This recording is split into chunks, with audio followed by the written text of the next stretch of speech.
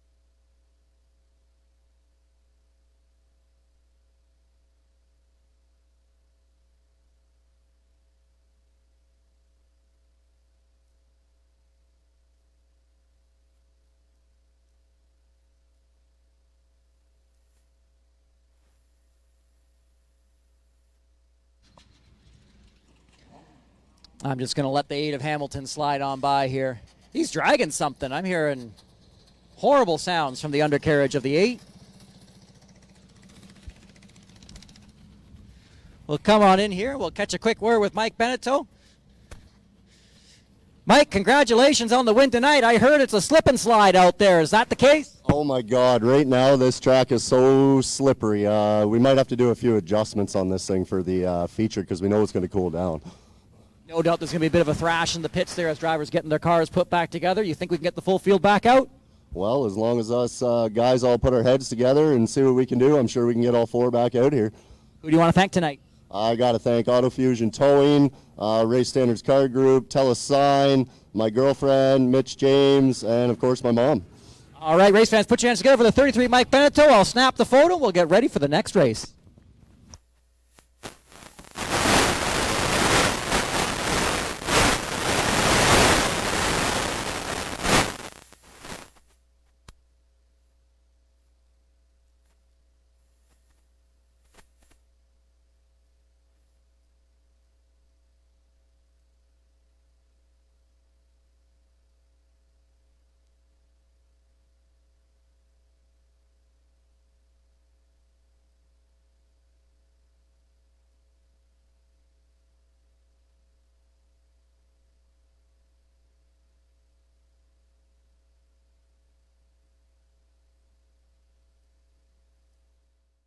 Special thanks to our Grand Bend Speedway sponsors for 2023.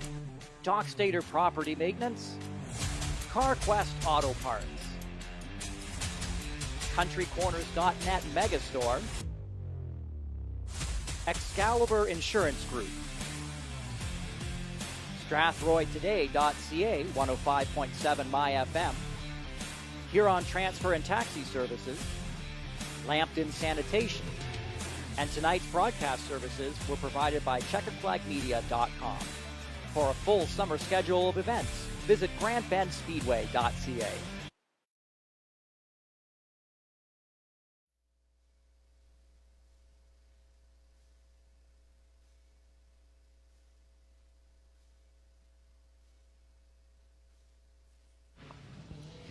Southern Ontario Pro 4 Modifieds up on the deck now. Sponsored by BCW Lumber of Brantford.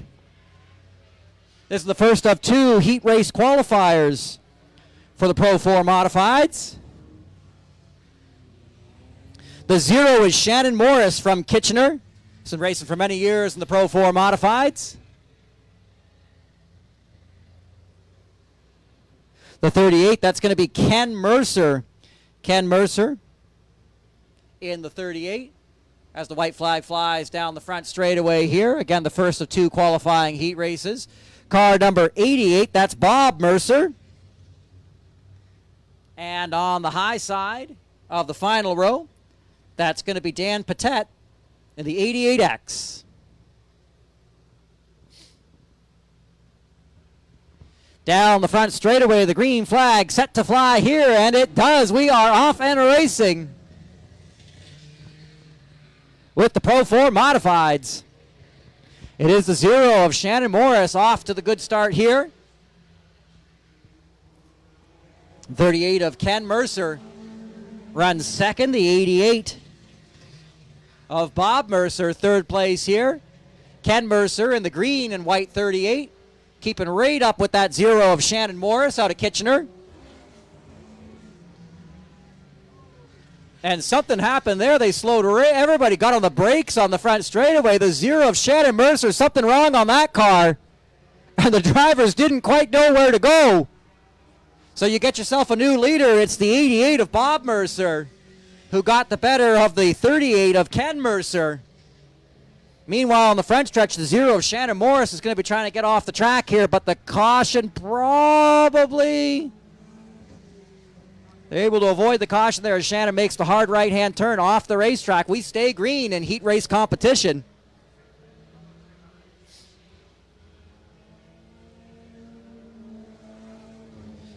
So your leader is the 88 of Bob Mercer. The 38 of Ken Mercer, second. And the 88X That's going to be Dan Patet.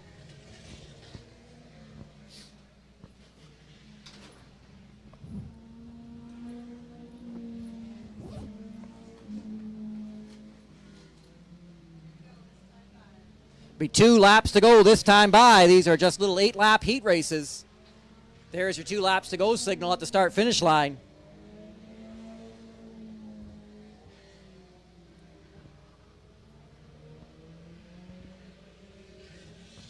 And here it is, 1 lap to go, white flag, final lap for the 88 of Bob Mercer.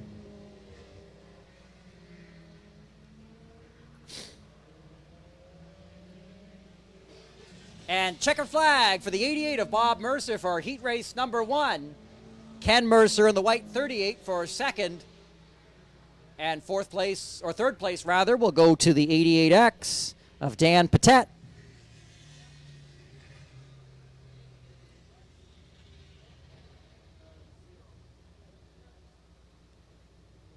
And that'll do it there. So race fans, as it comes down the front straightaway, put your hands together for your winner. The 88, Bob Mercer, takes the win in the heat race, qualifying heat race for the Pro 4 Modifieds.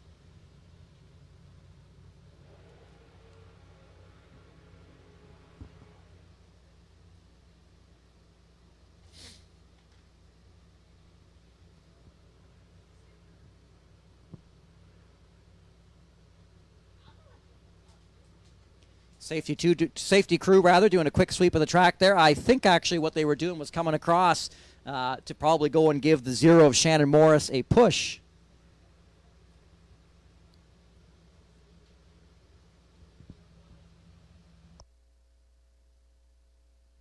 As we get ready now for our next heat race qualifier.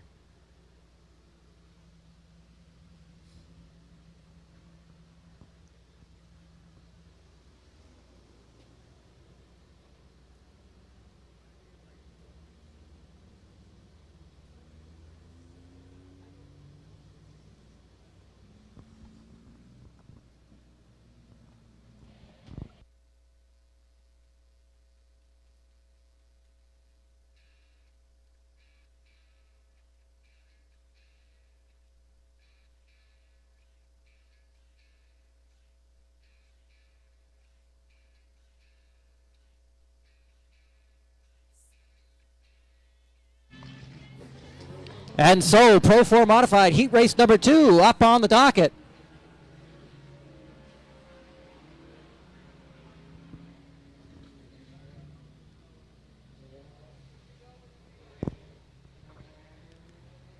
Get a little bit of heat in these drivers' tires here.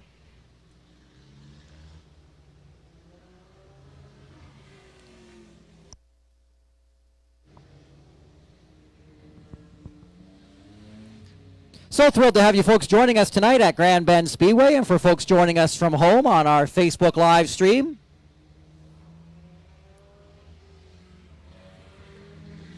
Drivers not racing yet, just getting a little bit of heat in these open wheel monsters before we set them loose for 8 laps, the qualifying heat race for the Pro 4 Modifieds. Southern Ontario Pro 4 Modifieds, I should say.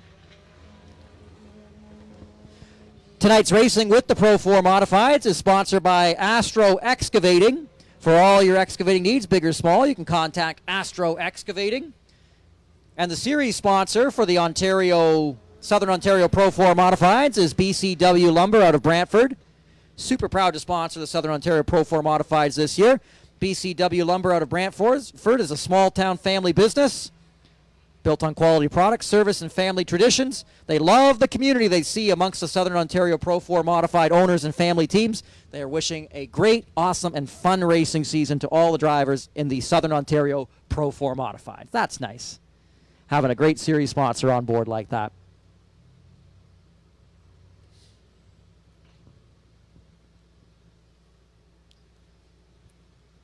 So down the backstretch, starter Sammy's got them tightened up. They're going to be getting the white flag here this time by.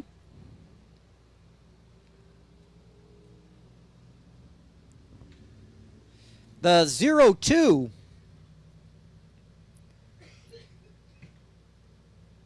is Dario Coco. He's the Rookie of the Year rookie. He's a rookie this year, rather. Running the points champions car. Car number 5A. That's Raj Brar. Green flag flies here. Car number 27. That's Andrew Snyder. The green flag has dropped. We are underway. Dario Coco, your leader, through turns 3 and 4, down the front straightaway. The 5A of Raj Brar running second here.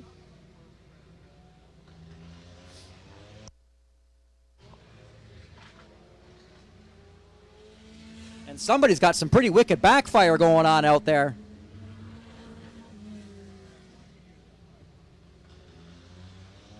I think it's the 27. Andrew Snyder, I think, struggling a little bit at the back of this pack here. I don't think the car tuned up quite the way this driver might want it to be. It's actually maybe a right front problem on that. I just saw the right front, I think, chattering on that 27. He's going to turn 3. Let's see if we can get a look here on the right front of that car. I thought I might have seen the tire chattering, which would be very bad. You do not want to see that.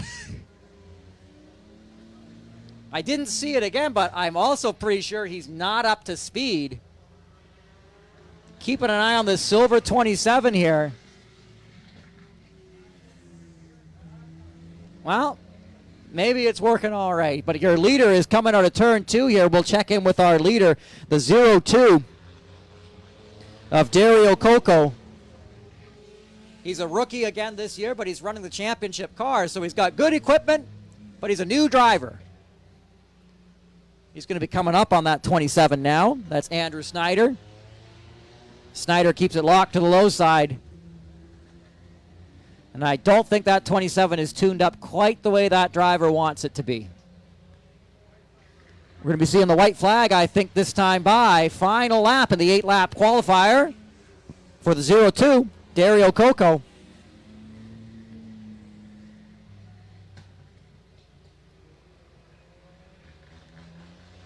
And down the front straightaway, the 02, Dario Coco takes your win. And the Ontario Pro 4 Modified, sponsored by BCW Lumber of Brantford and Astro Excavating. And that'll bring to an end heat race competition for these drivers. Race fans, put your hands together for the 02, Dario Coco, your winner. And the Ontario Pro 4 Modifieds, interested to see how things shake out for these drivers come feature race competition later on tonight.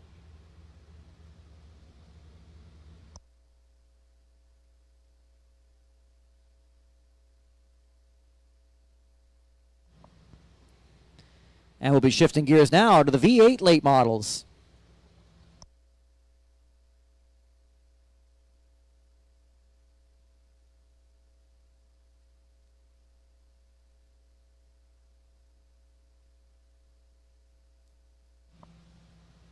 And here those drivers come now.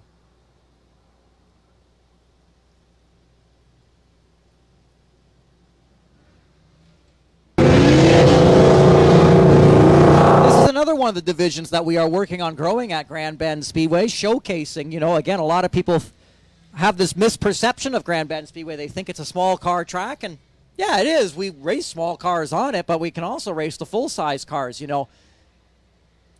For fans who are maybe watching from home, Grand Bend Speedway is a similar size to Varney Speedway, if you've ever been up that way. And it's just a tick smaller than the old Barrie Speedway that closed up a few years ago. That gives you a little bit of a sense of the scale of what's going on out here. So, if you're a driver watching on Facebook Live who used to race up at Barrie, this track wouldn't be that far out to lunch in terms of its size.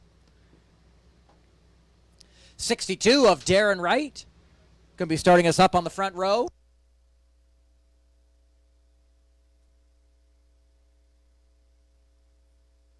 It'll be a 20-lap feature race for the V8 late models.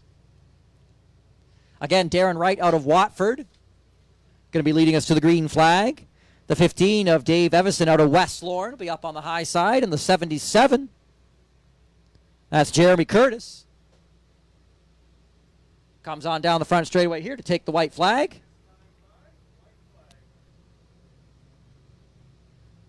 This is going to be an interesting one here. Again, the 15 of Evison is a little bit of a wild card. We haven't seen him out this year. He was pretty fast in time trials. The 77 of Curtis was the fastest in time trials. But we'll see these two drivers in the front row as they mash the gas here. The green flag flies. 20 laps for first feature race. 62 of Darren Wright leads us to the green. Wheel to wheel with the 15 of Dave Evison down the back straightaway they go. Still side by side into turn 3. 62 of Darren Wright trying to get the edge on that 15 of Evison. Evison not letting him go, not one bit. Keeps it locked up to the high side there. Evison got a little sideways there, slots back into line here.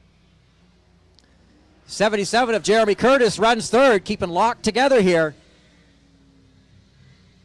Now down the back straightaway, 62 of Darren Wright.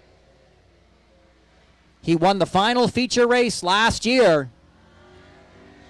Love to get another win tonight. The 15 of Evison, though, would love to send a message here in his first ever start of the season.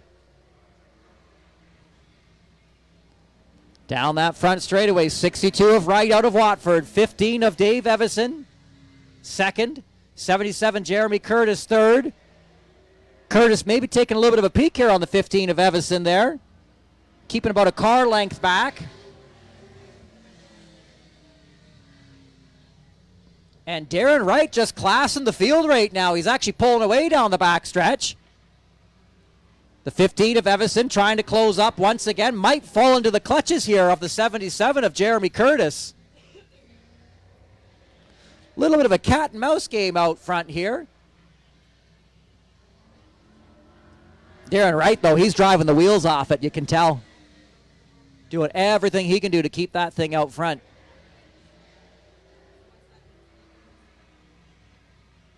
He's running just a little bit off the bottom compared to where the 15 of Evison is going. Evison trying to take that short way around the racetrack, but again, as we talked about earlier, there's definitely a cost to that in terms of speed. As the 77 now of Curtis gets a nose in on the 15. Now he'll try and see if he can't make a run for it here. That was good for second place. I think we're going to be seeing the halfway signal here this time by 10 laps in, 10 laps to go for the 62 of Darren Wright, your leader. The 15 of Evison doing everything he can do to try to keep up with the 77 of Jeremy Curtis. Sort of feeling like he might be a little bit of an overdrive right now, trying to put a little bit too much. Yeah, he overcooks it there into turn 1. He's throwing it in real deep. 77 of Jeremy Curtis right up to the back of the 62 of Darren Wright.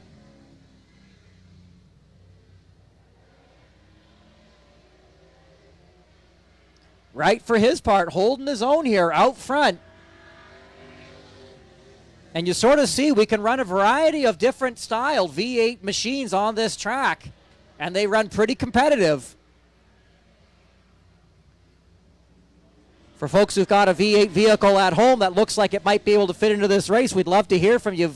Contact us at grandbendspeedway.ca. As this is sort of an experimental program for us at the track, trying to see what we can do with it.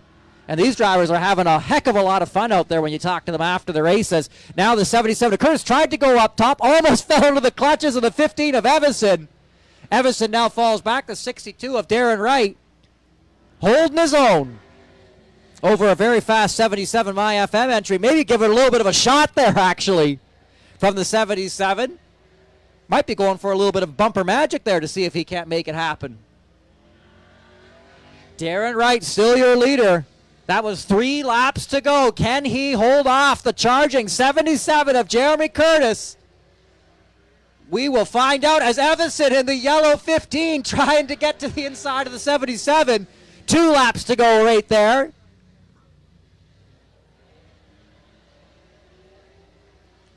And the 77 of Curtis is going to get up to the high side here. Pedal to the metal as the white flag flies. Final lap.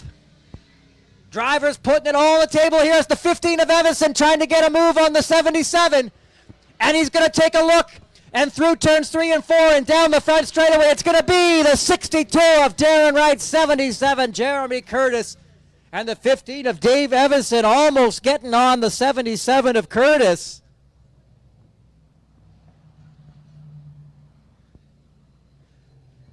A great event there for the 62 of Darren Wright. He'll come back to Victory Lane here on Father's Day weekend.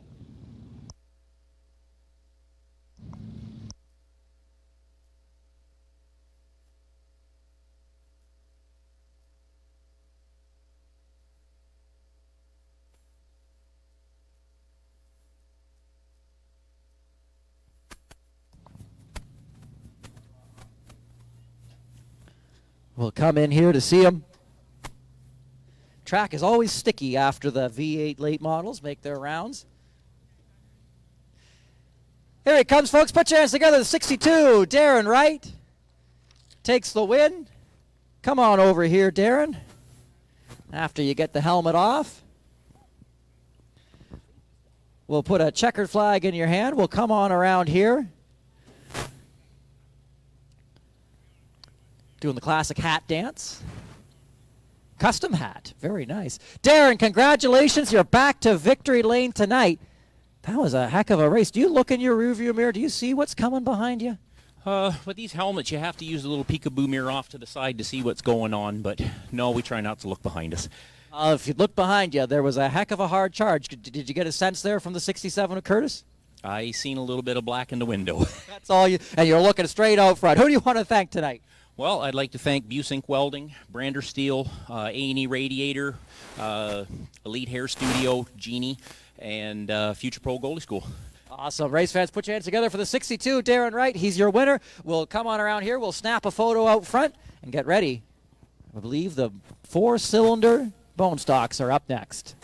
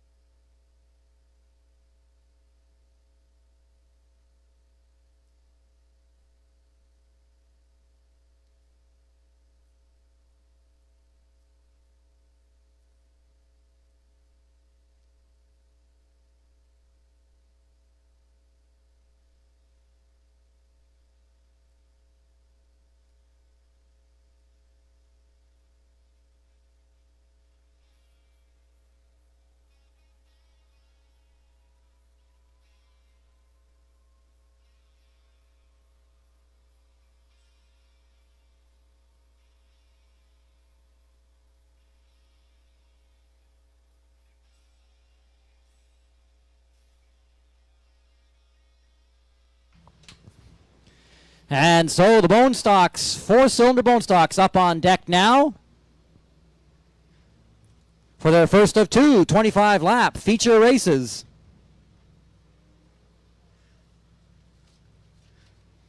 A couple drivers out here tonight that we haven't seen yet this year. The 52, though, back in action up on the front row. That's Rick Van Cleef out of Hamilton.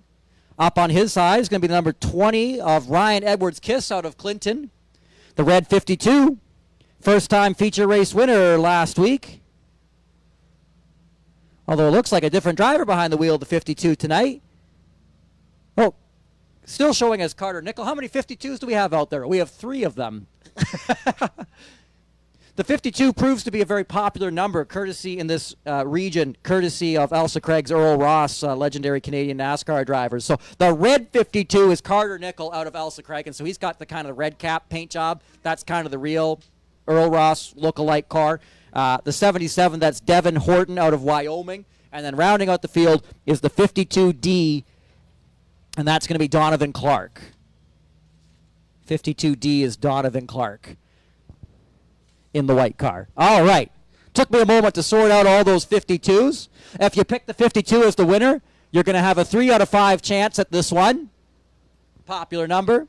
Pick your favorite now, because when they come on past the green flag this time by, they're going to be racing out of the 4th turn, down the front straightaway. It's going to be the 52 of Van Cleef out of Hamilton who leads us to the green flag.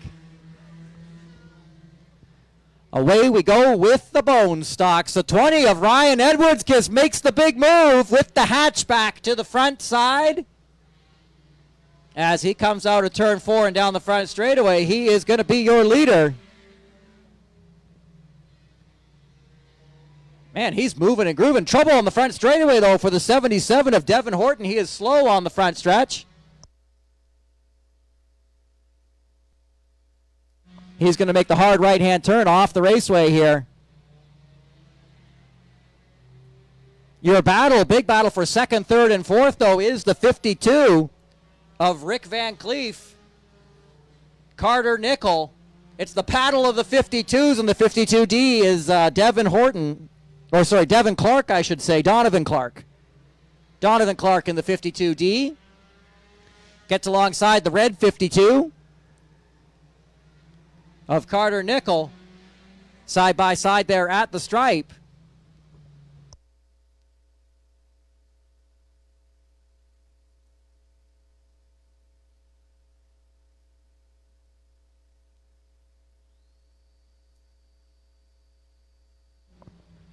And out of turn 2 and down the back straightaway, the 52 of Van Cleef still leading that second group.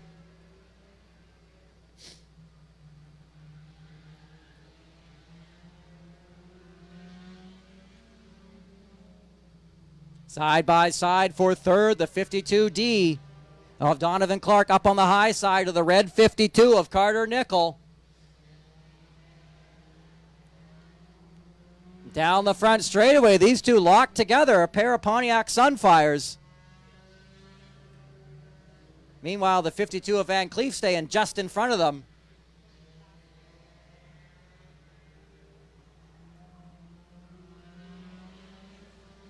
Still side by side into turn 1, the 52D of Donovan Clark falling back into line here.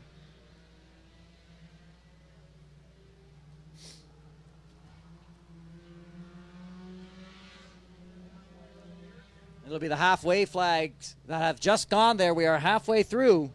10 laps in, 10 laps to go for the Bone Stocks. Donovan Clark out of Park Hill in the white 52D. Again trying to get up to the high side of the red 52 of Carter Nickel, who won the feature race last week. The white 52, Rick Van Cleef leading that group. And a bit of a grab bag of cars out there on the track tonight. My understanding is the 20 of Ryan Edwards' Kiss is actually a mini stock car. So a 4-cylinder vehicle, but tuned up pretty good. And that gives you a little bit of a sense of the difference between the bone stock entry-level cars and the slightly more advanced ones there. Sometimes they run these drivers like a race within a race format. We'll try and get a confirmation on that tonight, what the plan is. But again, the 4-cylinder program is one of the ones we're working to grow at Grand Bend Speedway. So a variety of cars out there, bone stocks and mini stocks.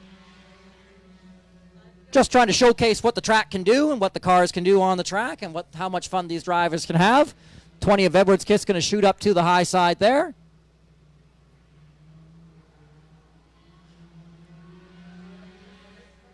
And it'll be 5 laps to go that time by. 52 of Carter Nickel trying to get up into the second spot there as the 20 of Edwards Kiss with the mini stock power making his way around the bone stock drivers.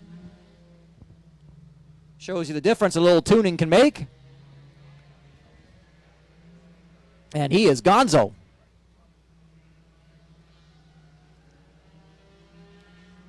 Your big battle is 2nd, 3rd, and 4th place. The 52D of Donovan Clark out of Park Hill.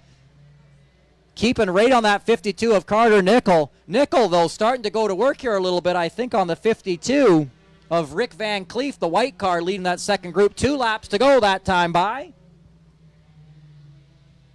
And the 52 of Carter Nickel trying to put a little fender, a little bumper magic to the 52 of Van Cleef. White flag flies in the front stretch to the 20 of Edwards Kiss, but the battle to watch is here at the start-finish line. As we are side by side for third place, 52D, Donovan Clark getting up to the high side there. Checkered flag for the 20 of Edwards Kiss. Out of turn 4. Keep an eye on these drivers. Here we go. The 52 of Van Cleef, then the 52D of Donovan Clark got that third place spot. 52 of Carter Nickel falls to 4th. And that'll do it there for the 4 cylinders.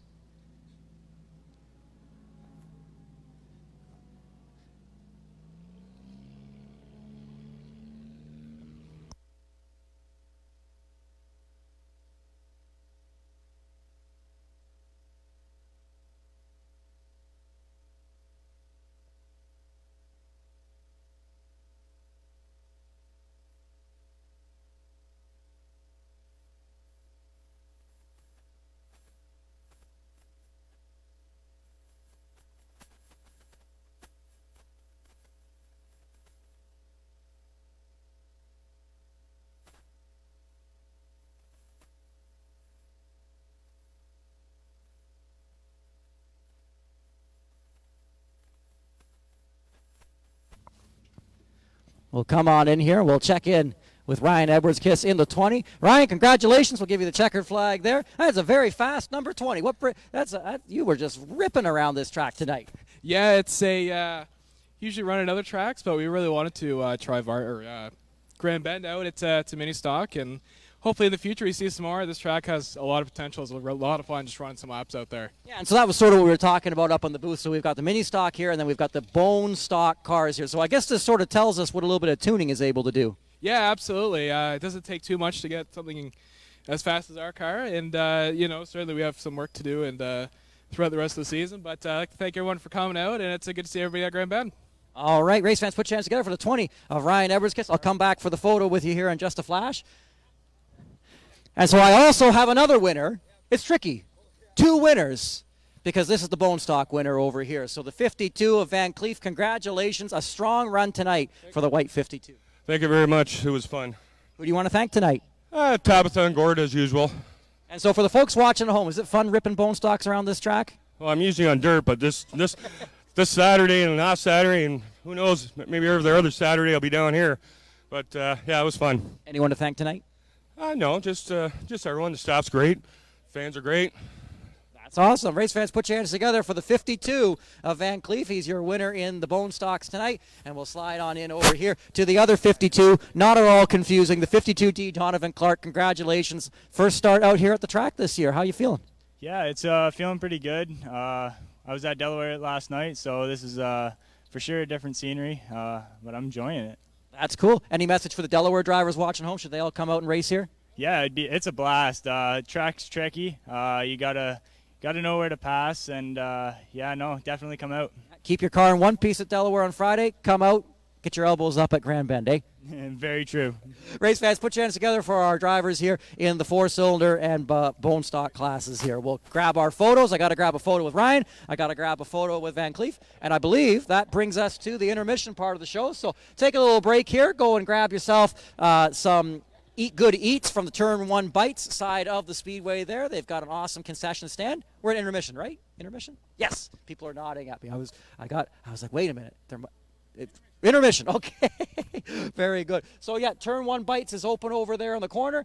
And I think the band is up there, too. We'll throw things over to the Creaky Beaver Boys band up on the Land Shark stage.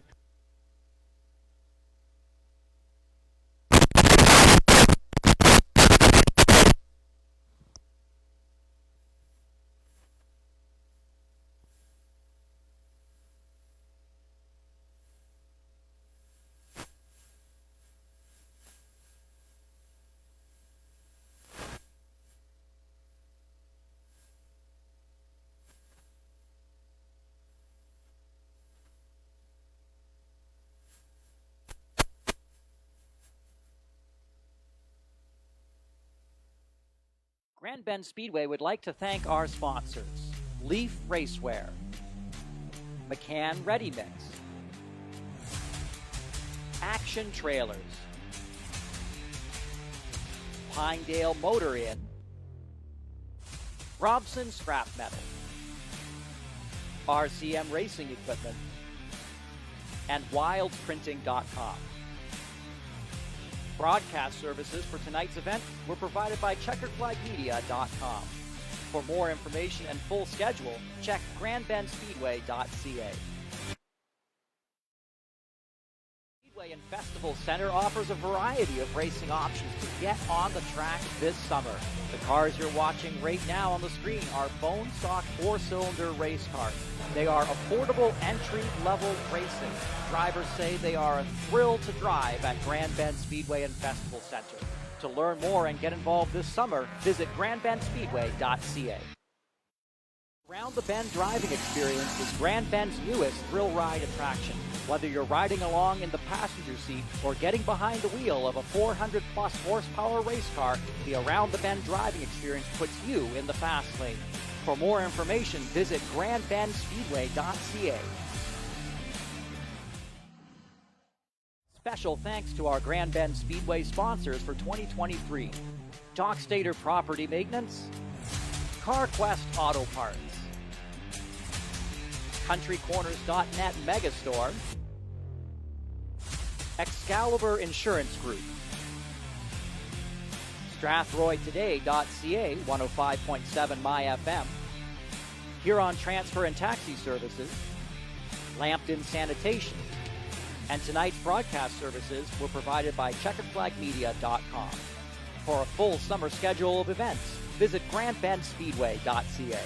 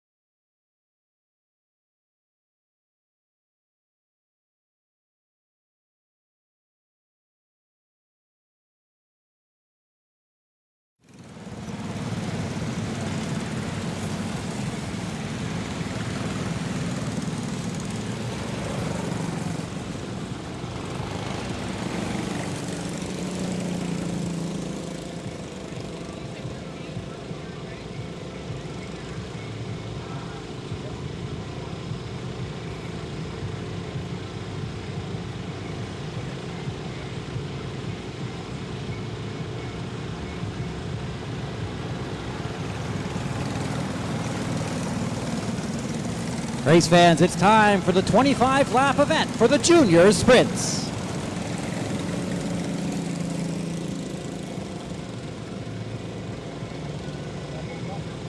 Starting from the first position, the pole position, driving car number 6 out of London. That's Alexis Eaton.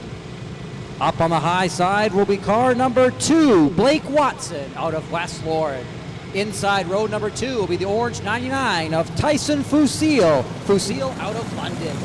High side of row number 2 will be the 8 of Emma Graham. Starting from the 5th position will be number 7 out of Bedford, Hannah Hamilton. Starting 6th in the 18H, that's Edwin Hyde from Petrolia. Car number 11 is the previous race feature race winner, Colin Klumper. The 85 is Ryan Clark from Strathroy, and the 6X is last week's feature race winner, Maxwell Lloyd. Race fans, as the drivers come on down the front straightaway, take off your racing caps and give them a little wave as you come on by your section. Next time by, these drivers will be racing for, again, their 25-lap main event.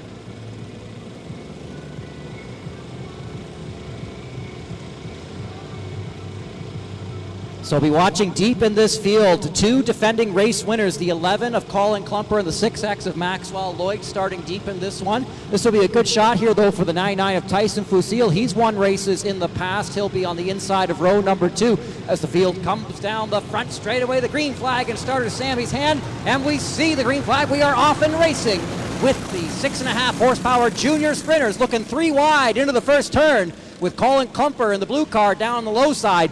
Side by side with the black number 8 of Emma Graham. They're taking a run for it, looking 3 wide once again. It's a mad rush off the start. Colin Klumper up to 4th, Emma Graham in 3rd, the 9-9 of Fusil 2nd. It's the 2 of Blake Watson, though, who is out front by a country mile. This is the strongest we've seen the 2 run, I think, ever. And Blake, she's got some open air up front right now, and she's going to try and make the best of it here, see if she can make up some ground to pull away from this field. Your battle for 2nd, 3rd, and 4th is the one to watch. The 9-9 of Tyson Fusil gets a challenger. The 8 of Emma Graham is there along with the blue number 11. The blue number 11 is Colin Klumper. Klumper is a multi-time feature race winner. He won the first 25-lapper earlier tonight. And into turn 3 he goes. Gets to the inside of the orange 9-9 of Tyson Fusil, who's no slouch. Blue number 11 is on the move. But it's the 2 of Blake Watson. Out front right now. She's in turn 3 right now.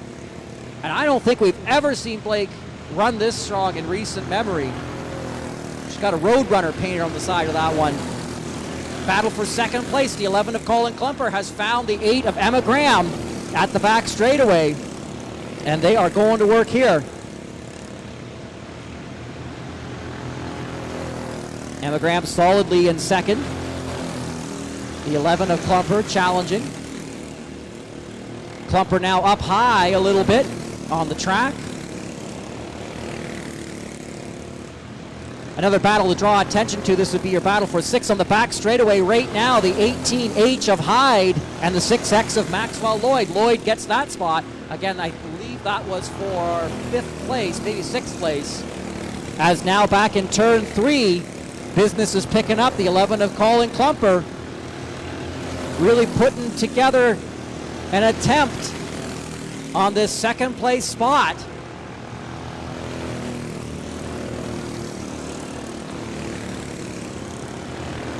Out at turn 4 they go. And if we check in on the back straightaway here, the 2 of Blake Watson heading into turn 3 here. It's going to be seeing the halfway signal this time by. Blake is just on rails tonight. And navigating some lap traffic here. The 6 of Alexis Eaton falls to that charge.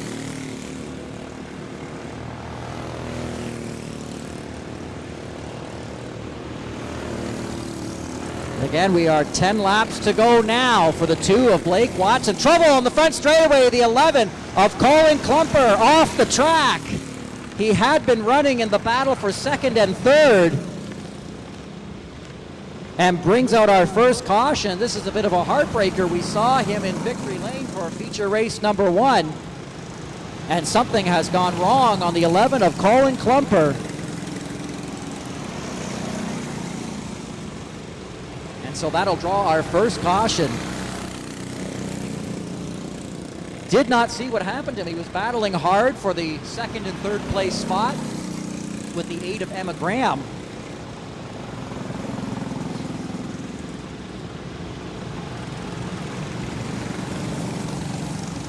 Safety crew's going to check in. Maybe a possible drop drive chain. If it is, they might just be able to fix it, or just give him a pull start here. Yeah, I think they're just going to give Colin a little pull start. He might be good to go. That's the interesting thing about these cars is you start them like your lawnmower. Drivers cannot start the vehicle from inside. They don't have an electric starter, so they do need a little bit of help from outside the car. And it looks like for whatever reason when he got down there, he either stalled out or that's why he went down there. If that's why he went down there, it is unlikely that problem will go away. But we'll see. He'll be restarting from the tail end. That'll definitely be a driver to watch. He's very fast. Blake Watson, your leader, though, coming out of turn 4 right now. This is going to be one to watch for Blake.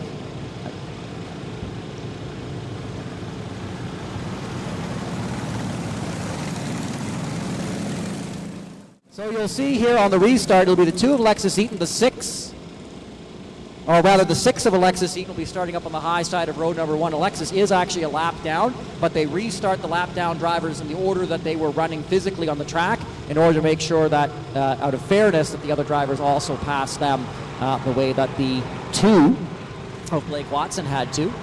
And down the front straightaway here to starter Sammy, we're going to see the white flag 1 lap before we get to go back at it here with the junior sprinters. 6.5 horsepower. They are wicked fun to drive. If you know a kid who would love to get involved in racing, this is the place to do it. And this might be the division to do it in. Definitely the largest kids division at the track, and growing by leaps and bounds. And there's a lot of this equipment around in these junior sprinters. So a great program to get involved in, absolutely.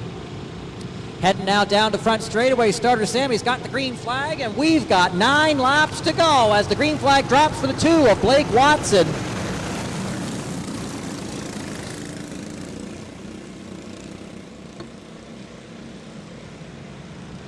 And the 6 of Alexis Eaton falling to some quick charges there. They're 3 wide on the back straightaway, all over the place through the mid-pack. And as that mess gets itself sorted out, in the mid-pack here, it's the blue number 11, Colin Klumper, who has passed 2, 3, 4, 5 cars since this one got back underway. And now up to 4th place for the blue number 11. Watch your leader here at the start-finish line, though. The 8 of Emma Graham has caught our leader. And I don't think either of these drivers out front has won a feature race.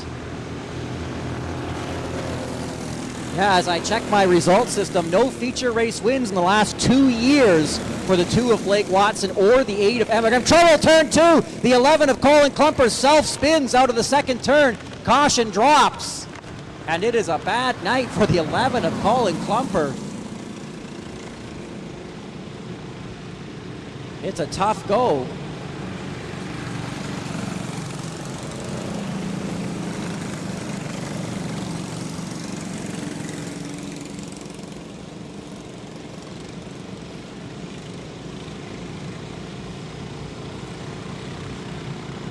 So at this time of night, it'll probably be the 2 spins you're out rule.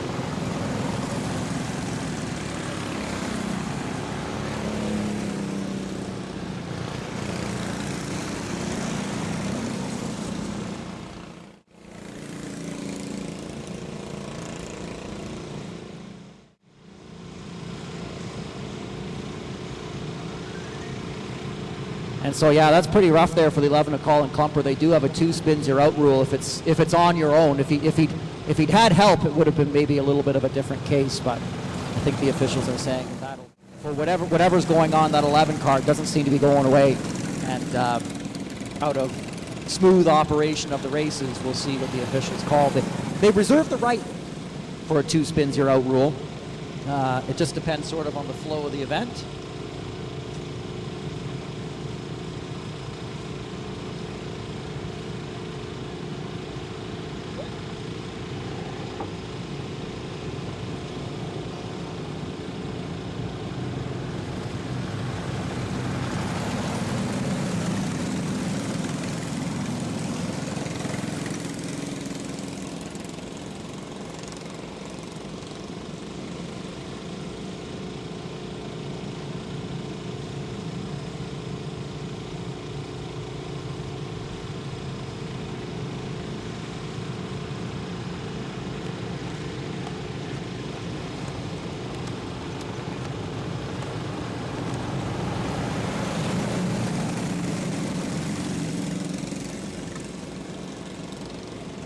The white flag flies here.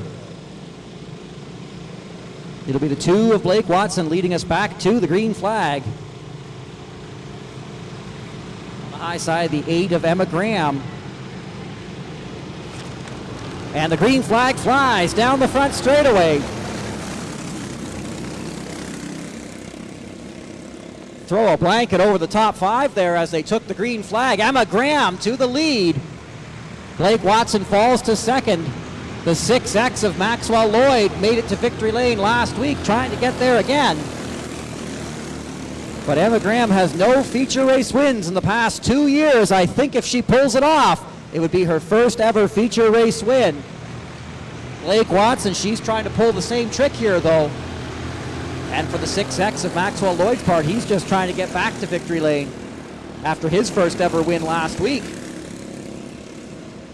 3.5 laps to go for the 8 of Emma Graham as Blake Watson slides up the track there. Emma Graham in the black number 8, the driver out of Glencoe, is your leader. 2 laps to go here at the start-finish line. Emma Graham on the rails. The 2 of Blake Watson, the 6X of Maxwell Lloyd. 2 drivers to watch right now as they come out of turn 2. This battle for second place may be the one to watch. White flag flies. Final lap for the 8 of Emma Graham.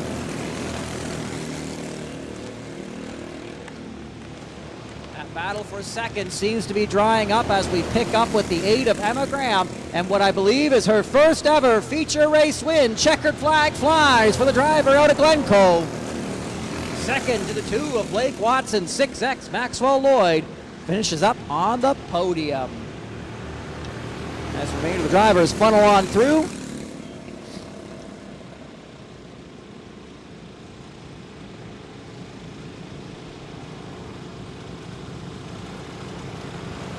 Catch up with our winner, second and third. Oh, 7 of Hannah Hamilton loops it around here, coming through the victory lane zone.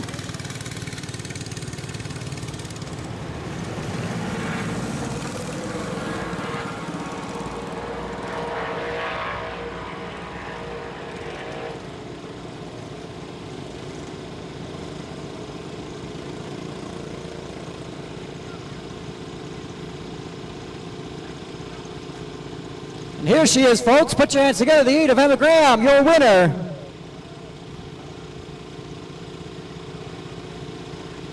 All right.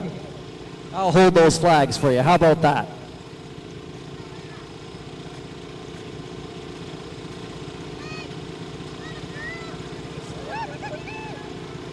Okay. Well, that's exciting here. They give you 2, because I think it's your first win, is that right? Yeah. Right, double checker flag. Tell us how you're feeling. I feel really good right now. That's awesome. So what did it take to get to victory lane tonight? What was the secret sauce? I tried to just keep up with Blake, number 2, and then when I got right beside each other for the caution, I hit pedal to the metal and I passed her. Awesome. Who to thank tonight? I want to thank my mom and my dad for getting my car ready, and Gary Graham Transfer and the Lambeth Chiropractic from the Wellness Center. Okay, race fans, put your hands together. First time winner, the 8 of Emma Graham out of Glencoe. We'll slide in. We'll talk with Blake Watson. Blake, it was almost your night tonight. That's the fastest we've seen the Roadrunner running this year. What's your secret sauce tonight? I just put the pedal to the metal tonight, and I was hoping to get the win, but second is good enough. All right, well, good for tonight. Maybe next week we'll see you in the victory circle. Who do you want to thank? Dave Simmons Automotive, Simon Inc., Simon Innovations, Dirt Devils, Solar Store, Adelaide's Warehousing in Storehedge, and my parents. Awesome. Race fans, that's the 2 of Blake Watson. We'll slide in, and we'll catch up with the 6X of Maxwell Lloyd. Maxwell, we met you in victory lane last week, and you're back on the podium this week. So the car must be running good. Yeah. Who do you want to thank tonight? My mom and dad, my brother, and all the sponsors on the car right now. Okay, race fans, put your hands together for the 6X Maxwell Lloyd. We'll snap a photo with Emma here for the website. Maybe with the family, even better. And we'll get ready for our next feature.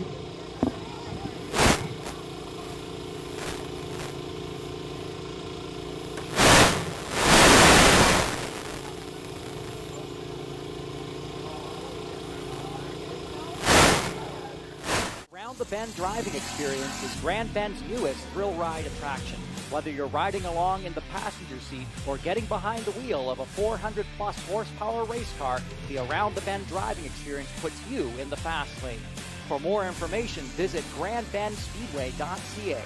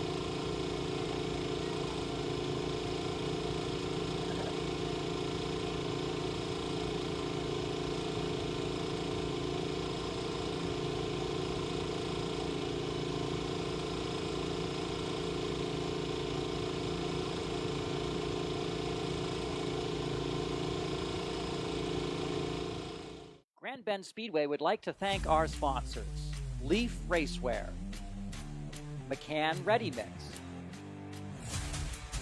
Action Trailers, Pinedale Motor Inn, Robson Scrap Metal, RCM Racing Equipment, and WildPrinting.com. Broadcast services for tonight's event were provided by CheckerFlagMedia.com. For more information and full schedule, check grandbendspeedway.ca. Speedway and Festival Center offers a variety of racing options to get on the track this summer. The cars you're watching right now on the screen are bone stock 4-cylinder race cars. They are affordable entry-level racing. Drivers say they are a thrill to drive at Grand Bend Speedway and Festival Center. To learn more and get involved this summer, visit grandbendspeedway.ca.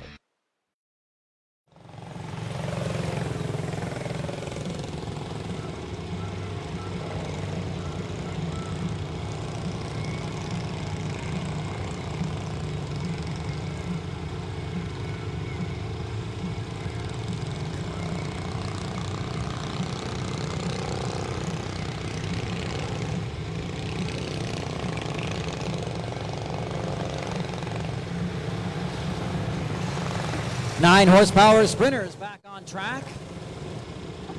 The 8, you remember him from earlier, that's Corey Hamilton out of Thetford.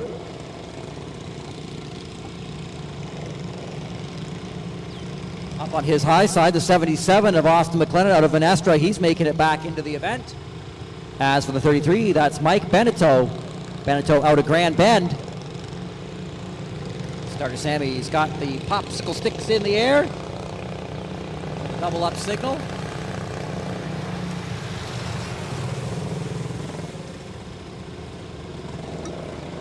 It's a beautiful night for racing at Grand Bend Speedway. My name's John Houghton, and on behalf of all of our staff, for the folks who are here at the track, thrilled to see you. For the folks watching on Facebook Live, hope to see you soon, certainly. One of the reasons we're running a live stream this evening is to showcase the awesome improvements that have been going on at the track. A lot of our divisions are in the growing stages, and so if you're interested in getting involved in competition, contact the Speedway office this week, and we'll make arrangements with you. We'll get you out here to the track.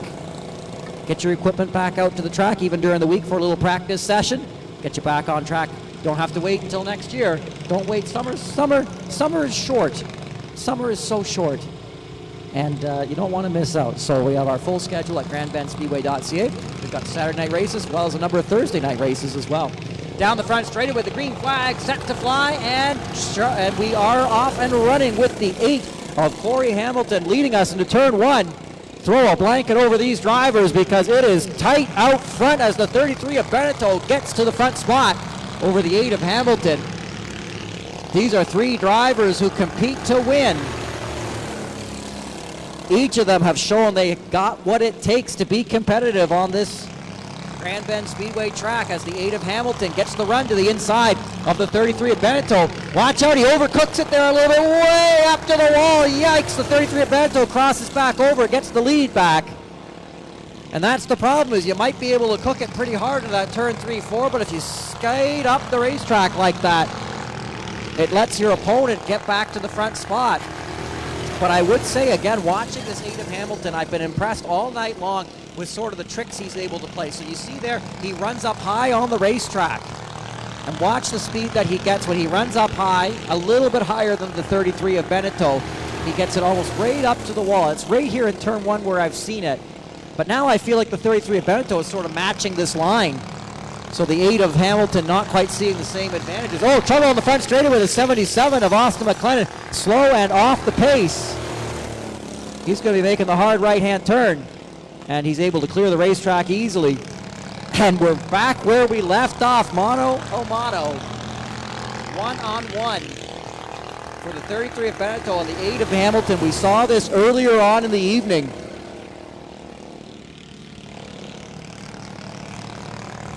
And these two drivers, ultra competitive. Fighting it out for this lead spot. They would have seen the 77 of McLennan pull off. Not sure why he pulled off.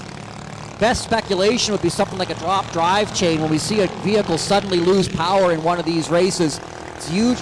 These are pretty simple machines. If you ever get down to the pits after the event to get a look at how they work, they're pretty simple machines. And the most common point of failure is the drive chain. You sort of imagine you're on your bicycle biking down the road and you don't have a chain. It doesn't matter how fast you're pedaling. You're not going anywhere. And I think that might be what happened to the 77 of McLennan. Especially if we see him pop back onto the racetrack, that would definitely settle it in terms of what happened to him, because it's a quick fix. Halfway this time by, 10 laps in, 10 to go. The 8 of Hamilton gets to the inside. Trying to get a go of it here on the 33 of Beneteau. And he'll get it there. I don't know if he's been able to lead at the stripe yet at any point in this race. I don't know if he led that lap either, because Beneteau gets back out front. Hamilton in the white 9 horsepower sprint seems to have something for this number 33.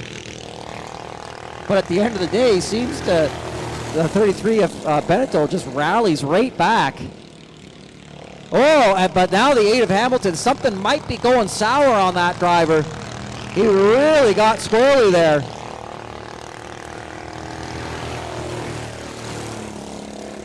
With only 7 laps to go, I don't know if he's overdriving it or what's going on.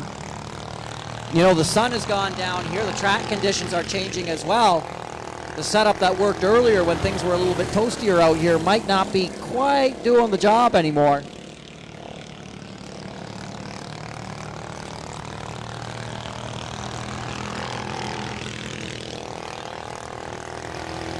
Five laps to go there for the 33 of Mike Beneteau.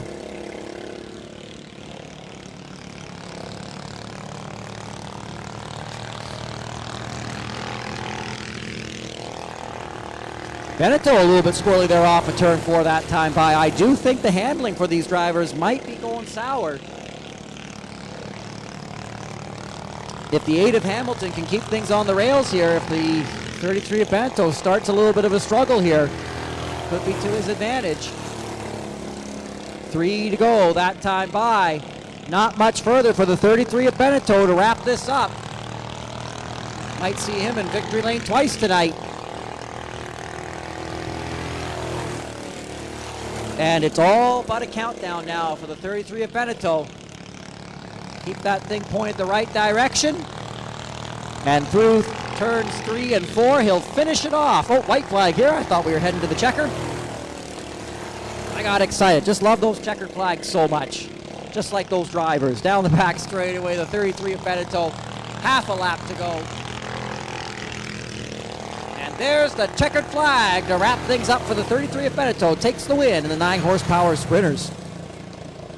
You know, and Beneteau's been really leading the charge over the past few weeks to really draw out a few new drivers into the ranks, and it actually did pay off tonight. We saw Austin McLennan out. We also saw Mitch James out, so we saw a pair of new drivers out. McLennan we've seen before last year, but it was his first time out this year. So one of the things we're doing at Grand Bend Speedway this year is we're trying to shake things, trying to shake some cars out of garages and onto the racetrack where they belong. For the folks watching at home, if you've got one of these 9 horsepower sprinters, you see how fun they are to drive.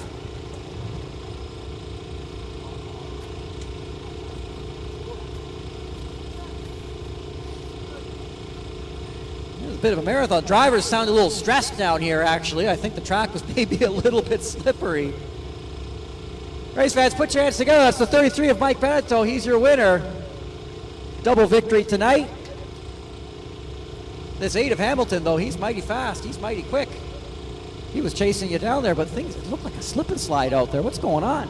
Well, I even tried tightening the car up before we came out for this race, and I think we need to go a little bit more. I think these 4-cylinder cars are throwing a little bit of rubber out that we don't like, but other than that, I would say that was one heck of a race, and congratulations to the 8 car for finishing.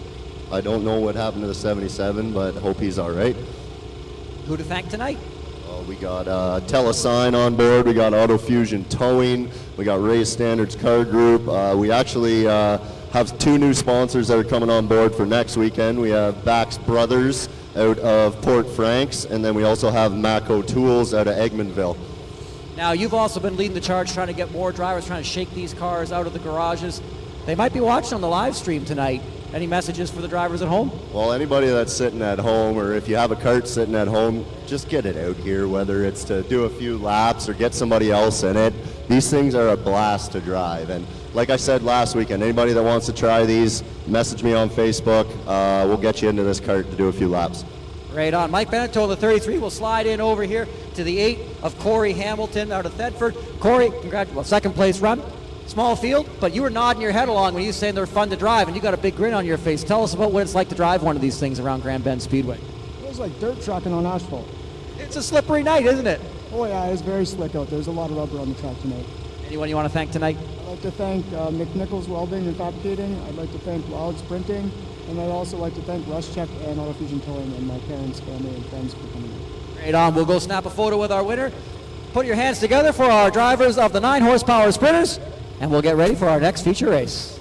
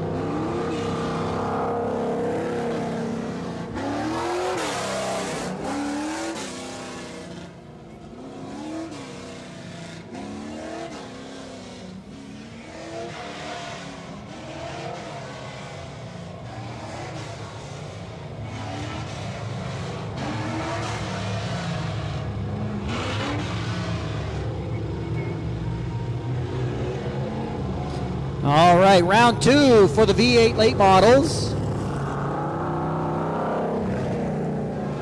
Dave Evison in the 15 out of West Lawrence going to be leading us to the green flag here. The feature race winner from the previous run earlier tonight, that's Darren Wright in the 62, starting second. The 77, Jeremy Curtis, third. Again, the V8s they're not experimental, that would be the wrong word, but it's a division that we are working on growing here at the track, and so it's a bit of a grab bag of vehicles out there tonight. You know, the long-term plan at the track might be to have sort of a late model and like some kind of a pro stock type deal. But at the moment you saw these drivers are pretty competitive, and they're just out there having a lot of fun. getting competitive, getting a feel for what this track is capable of and what these cars are capable of on this track. And again, for our live stream tonight, if you're watching from home and you've got a V8 vehicle, time to get that thing into action, because we have a heck of a lot of fun out here at Grand Bend Speedway and Festival Center on Saturday evenings throughout the summer as the white flag flies one lap before we get to go at it. Again, the great myth is that Grand Bend Speedway is only for little cars. That is not true. We can get these high-powered V8 cars out here and have a heck of a lot of fun.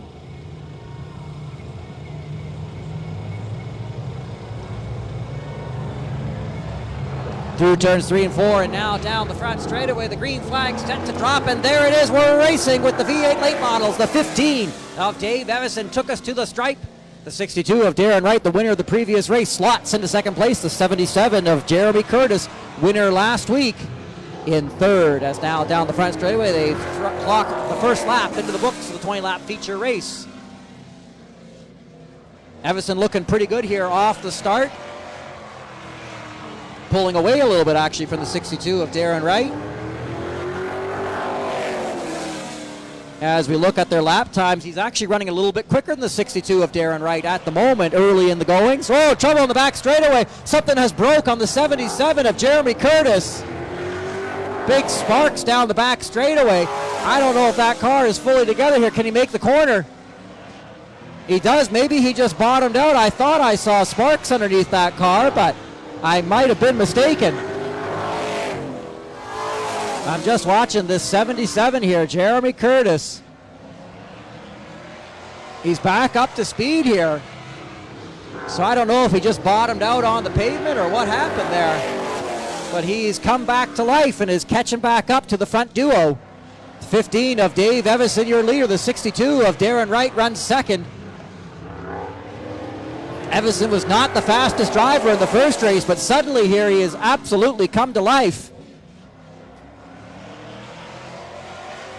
And Darren Wright now in the 62 under siege by the 77 of Jeremy Curtis. Again, I thought I saw something break on that 77, but you wouldn't know it because he is moving, he is grooving, keeping right up with the lead group.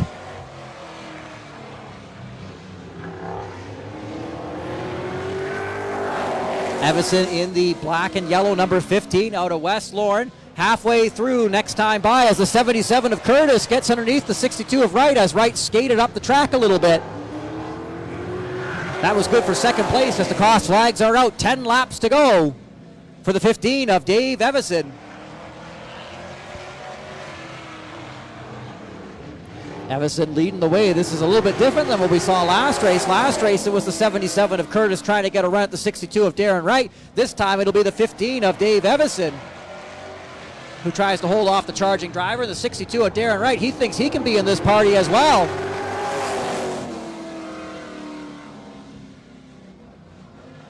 Round and round they go now. The 77 of Curtis up to the high side on the 15. Evison in the yellow and black 15 kind of pinched off to the low side here. He's not able to run his preferred groove. Meanwhile, the 77 of Curtis gets it wound up. Evison going to keep on trying to fight it out on the inside. A little bit of light contact there out of 4. And it'll be 5 laps to go this time by as the 77 of Jeremy Curtis aiming to set sail. There's your 5 to go signal. Evison might be used up here a little bit. Whoa, Darren Wright skating on ice over at turns 1 and 2. He falls back a little bit. This might give the 15 of Evison a little bit of breathing room, but not by much. Your battle is the one for second place right now. The 77 of Curtis looks to have things locked in up front. Just shows you how quickly things can change because the 62 of Darren Wright, he was the winner of the previous race. But now it's the 15 of Dave Evison out of West Lorne. It seems to have things figured out. 2 laps to go. Battle for second place is the one to watch. 62, Darren Wright throws it in up high. He's going to try and take a run at him down the back straightaway here. Gets a nose it up high as the white flag flies. What a match here for second place. Down the back straightaway, one more kick at the can. The 77, Jeremy Curtis takes it, but watch turn 3 and 4. And down the front straightaway, it'll be the 15 of Evison who takes second, 62. Darren Wright for third, and that'll do it for the V8 late models. What a run there. And I'll have to ask the 77 of Curtis, what happened to him on the back straightaway early in that one? I thought I saw sparks flying underneath that car.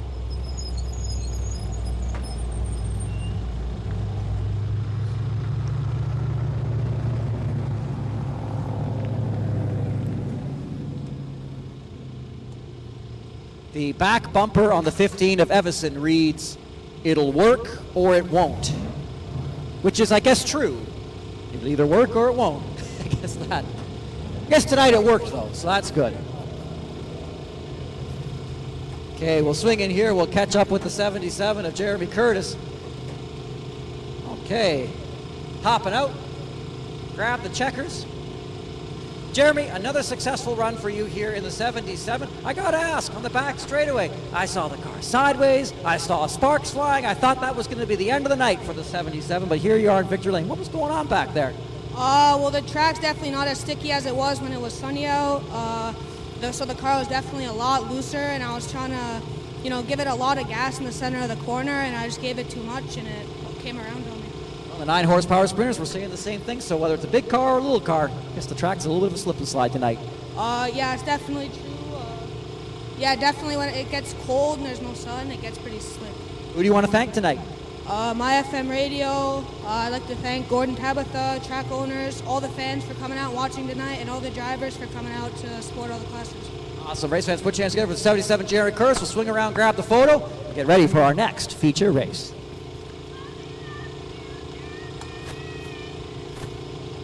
Did you hear that, Jeremy? Somebody loves you. That's what they said. They said, "We love you, Jeremy." We all heard it.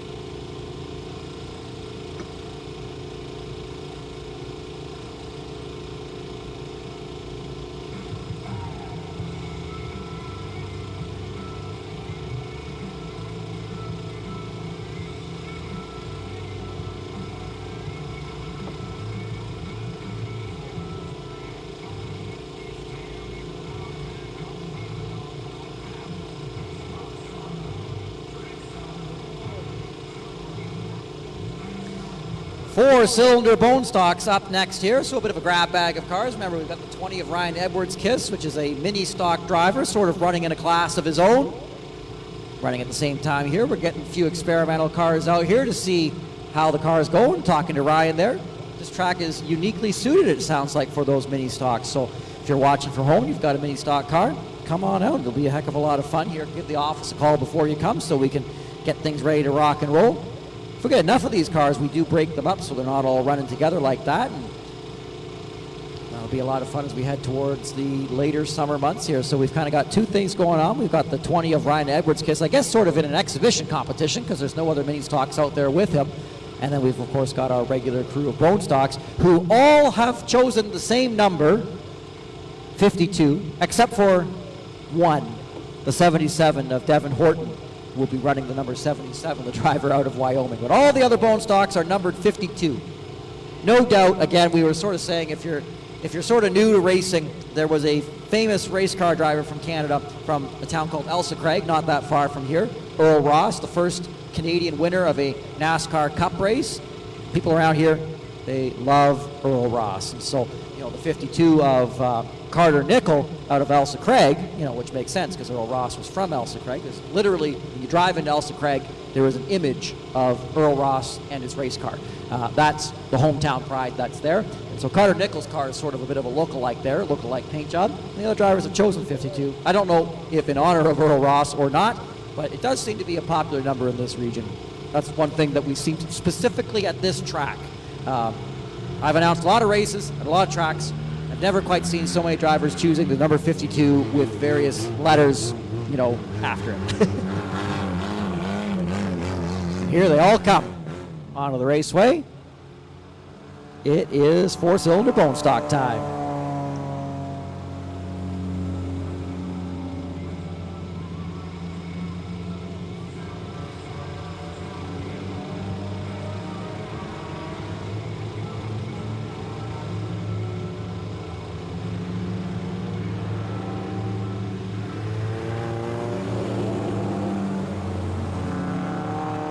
Race fans, it gives me great pleasure to introduce to you the starting lineup for this race tonight. The 52D, we saw him earlier, that's Devin Clark out of Park Hill. Up on his high side will be the red 52, that's Carter Nickel out of Elsa Craig. He was our winner last week. Third place in sort of exhibition competition this evening is the 20 of Ryan Edwards Kiss. He is driving a mini stock, which is a tuned up version of these vehicles. So you'll see he's probably going to zip out pretty good here. And then the 52, well, that's Rick Van Cleef out of Hamilton. And so he'll be starting from the fourth spot here. So sort of what you're looking at is the first place, second place, and fourth place drivers. These are all bone stock cars. The 20, he's going to be a shot out of a cannon. So sort of two races going on here as the field comes down and hits the white flag. Green flag racing next time by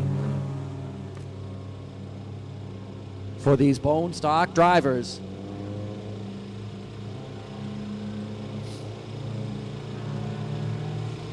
It was the 52 of Van Cleef, the red numbered 52 in fourth place here, who won the first bone stock race of the evening. We'll see what happens here as the green flag drops. We're back at it with the bone stocks. 20 laps the distance. Devin Clark out of Park Hill in the white 52D leads the way.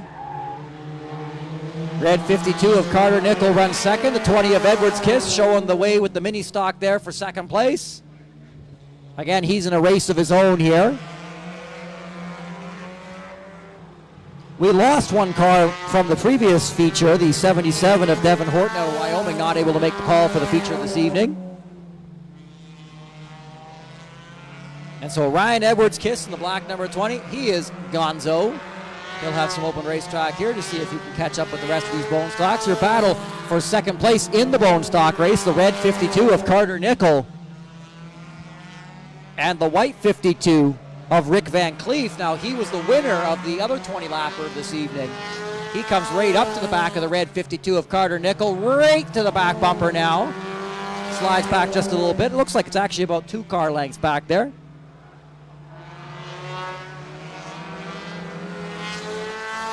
As he goes into turn 3 here, this battle for second is the one to watch out of turn. Oh, he's right down almost on the grass there. Tried the dive bomb there.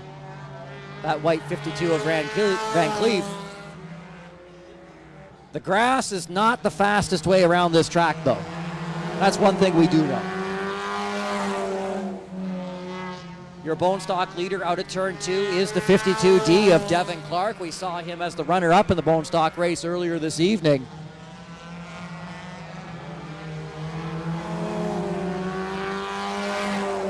He's looking really confident here, whereas the white 52 of Van Cleef, who's trying to go to work on the red 52 of Carter Nickel, this has been a little bit of a collapse here because, again, he was running so strong in race number 1. And now you see the 20 of Ryan Edwards Kiss. That's the mini stock magic there coming up on the back of the 52 of Van Cleef. Again, gives you a little bit of a sense of what what actual racing tires and tuning can do to these vehicles. The bone stock cars, the other 3 on the track, are basically street cars.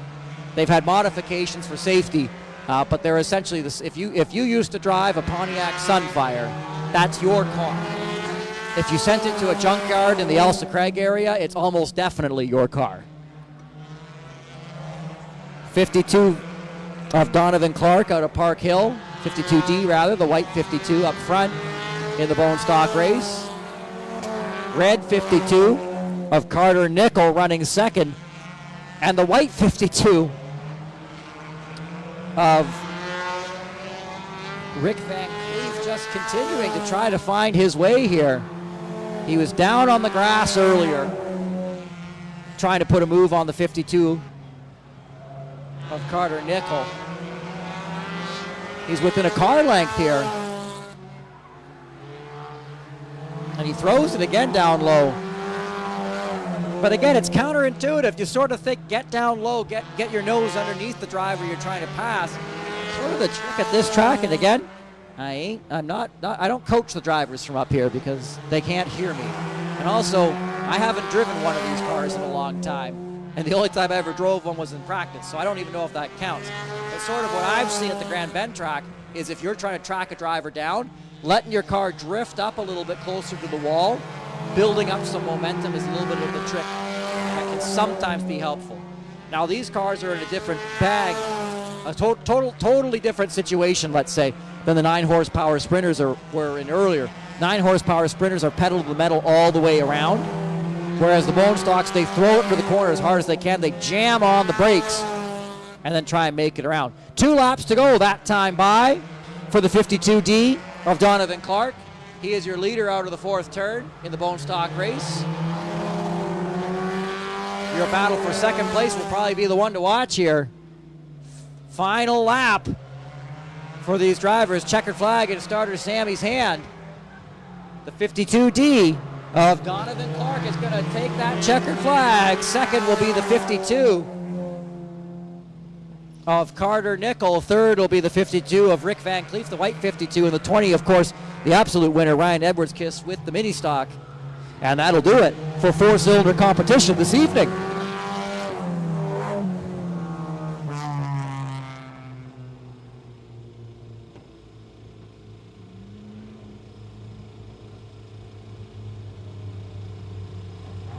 And I believe that should bring us to the main event, the Pro 4 Modifieds, up next.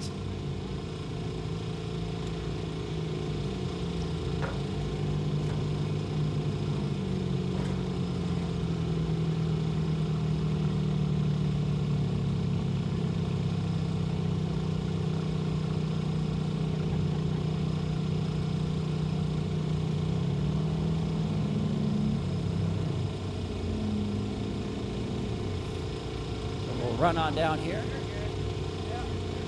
Got bone stocks in the grass. I've got bone stocks on the track. Got a mini stock on the track.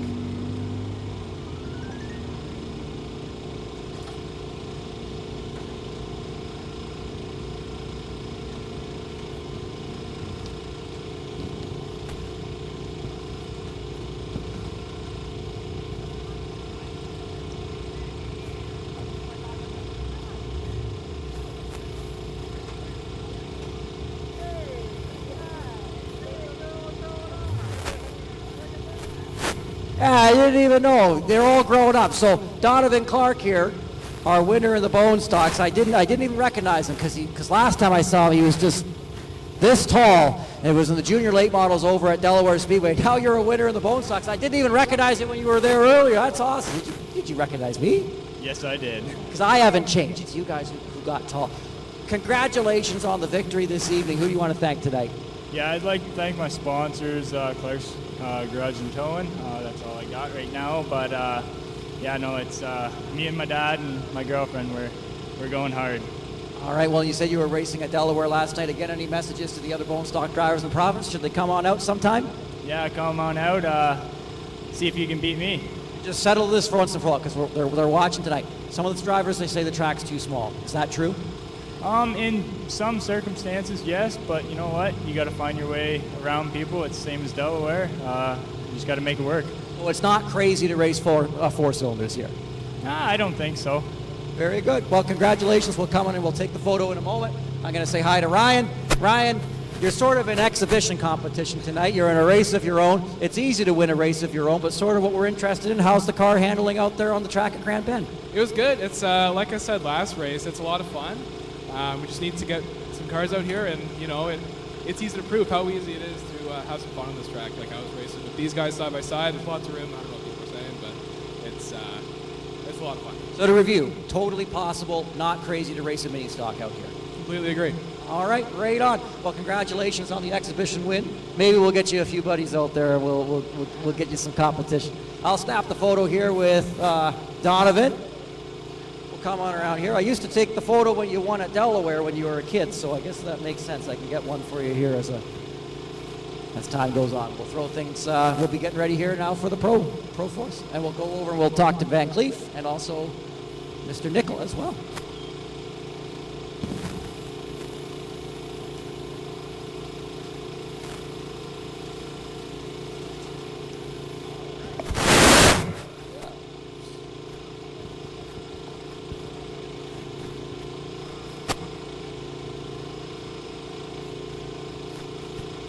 All right, swing on over here. We'll talk with our second place in the bone stock runner, Carter Nickel. You were being really chased pretty hard there by the 52 of Van Cleef.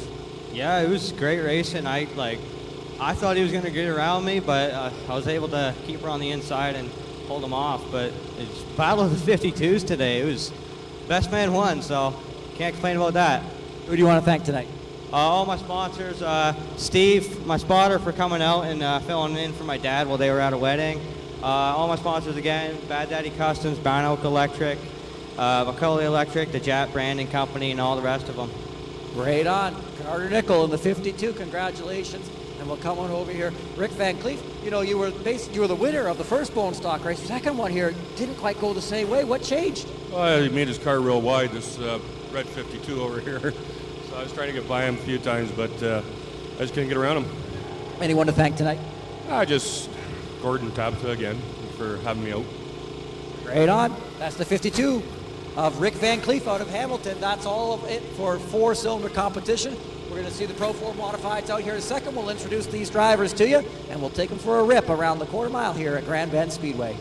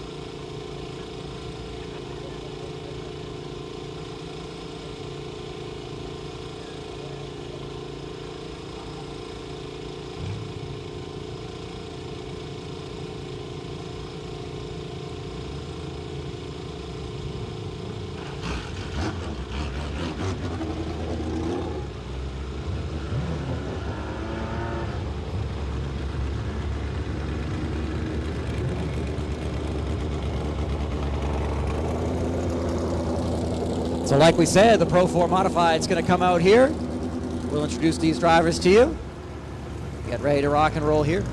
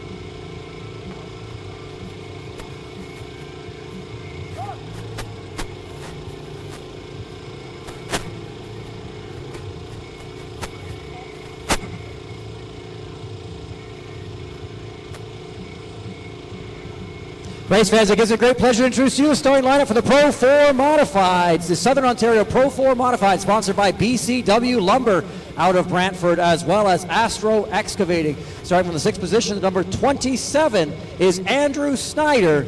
It's your rookie year. And it looked like the car, what was going on during that heat race there? It was making some funny noises. What was happening? Yeah, we were just fighting with the distributor a little bit, and we got some clutch issues, and we're trying to get it all sorted out and just see how she goes tonight. You said you're trying to get it sorted out. Has it been sorted out? That's a good question, and we'll see how she feels tonight right out in this feature. Race fans, put your hands together. It's 27, Andrew Snyder, starting 6th, wondering about the clutch issue and whether it has been solved.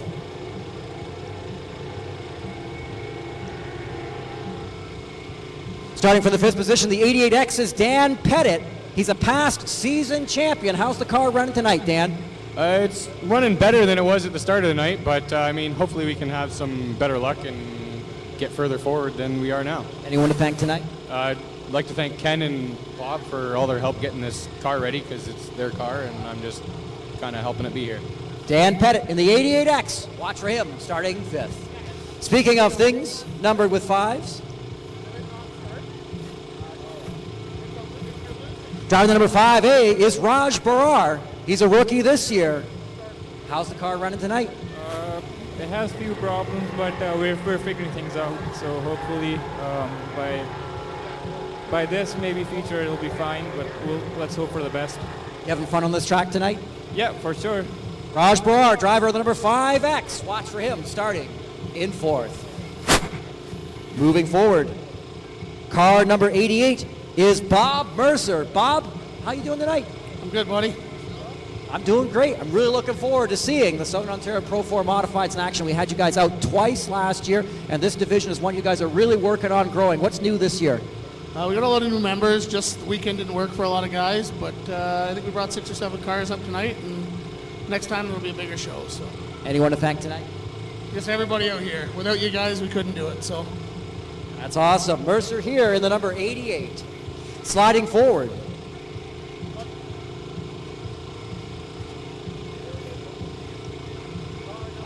Car number 02 is Dario Coco, another rookie. So many rookies out here in this field. Mr. Mercer wasn't kidding out there. How's the car running tonight? Easy. Great. Looked like it was running strong in the heat race competition. Will it be running strong here in the feature? I hope so. All right, well, good luck out there. Dario Coco in the 02. And now up to the front spot.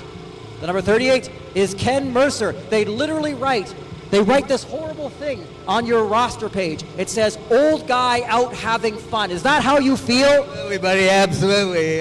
Getting older, but I'm having a ball with these young guys, so just love it. All right, I didn't say it. They wrote it. Old guy having fun. Up here on the front row, good luck tonight, Ken Mercer. Now, what I'm going to need while these drivers are getting themselves strapped in, I don't know if we've got any kids up there tonight. I think we've got maybe some kids up in the grandstand. I need some help with the drivers start your engine. So if you're a kid under age 12 years old, let's say, come on down here and we'll do the drivers start your engines. If I don't get anyone, I will come and I will find you. Here they come. Sammy, you're not a kid. You're not under age 12 years old. You can't do it. Here comes the kid. All right. So we're going to wait for the drivers to get themselves strapped in. And we'll get ready for the start your engines call here. All right, here we go. Say, drivers, start your engine. Driver, start your engine. All right, well, we got the 88 of Mercer. Oh, wait, no, he's pulling away. He might get a second crack at it here. I got excited. I thought that was it. They said there's going to be a bit of a pause here while the drivers get. So I've got the kid for start your engines, and they're getting their helmets on here. All right, what brings you to Grand Bend Speedway tonight?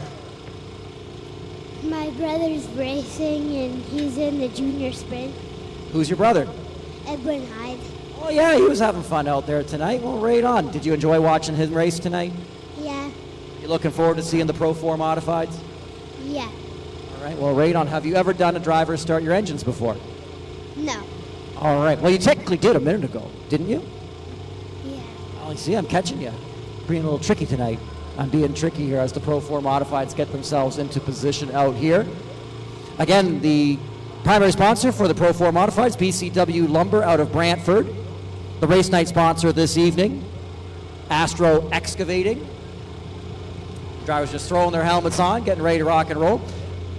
I'm a little bit worried there about the 30 to Ken Mercer. They said he was the old guy out having fun, and then they pushed him out of the racetrack. It seems somewhat strange. He seemed quite confident when I interviewed him, and then suddenly he got the push off the racetrack. So he may be starting scratch tonight.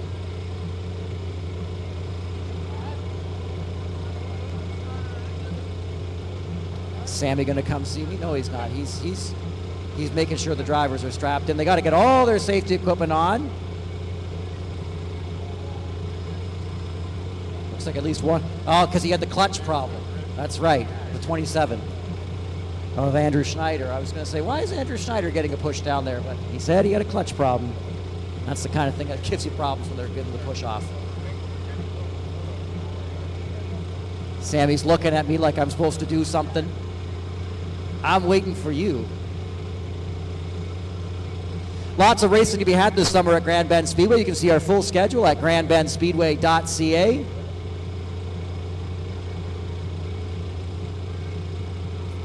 And then tomorrow is a pretty exciting day at the track. It's the soft opening for the brand new go-kart program. So if you're still kicking around, it's not being advertised very widely yet because we're just starting things up nice and slow to make sure things are working the way we want them to. But we've got a brand new go-karting program here. You probably saw the sign when you came in today. We're really looking forward to getting that up off the ground. Racing Saturday nights throughout the summer, and it looks like we are okay to go. All right, I'm down here with Troy. Troy, do you remember the magic words? Okay, the magic words were drivers, start your engines. Okay, here we go. Driver, start your engine. All right. There they go. Thank you so much, Troy. Enjoy the Southern Ontario Pro 4 Modifieds. Troy did a great job getting them fired up.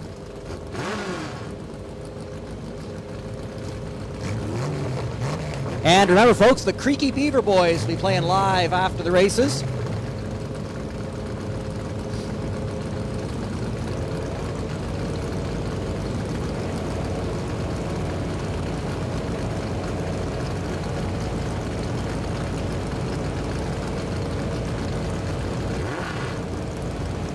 Now, some of you in the grandstands are lucky. Troy is one of the lucky ones. How many of the other ones were lucky out there? Because the Pro 4 Modifieds went through and they handed out some little slips of paper to a few of you. Troy's got one. A couple other people have them out there. There's one down there. And on that piece of paper is a car number. That's the car that you are cheering for tonight. If your car wins, you win a prize. One of those prizes is $50. So one of you is walking away with that. I believe it is literally a $50 bill. Not a gift certificate, cash, the gift card that can be used anywhere. And one lucky kid's gonna win a bike too. I think one of them is for a bike. Because they stuck a bicycle behind the announcer's booth and they said, one of the fans is gonna win that using the little card. Pro 4 Modifieds, Southern Ontario Pro 4 Modifieds.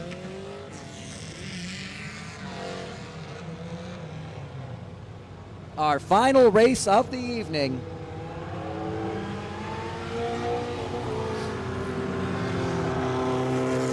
Drivers are working on getting a little bit of heat in their tires here. And maybe some trouble here on the back straightaway for car number 5. 5A, Raj Brar.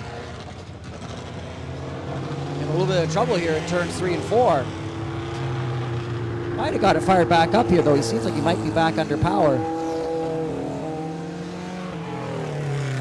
No, he's definitely not under power. Oops. That was my announcer optimism kicking in.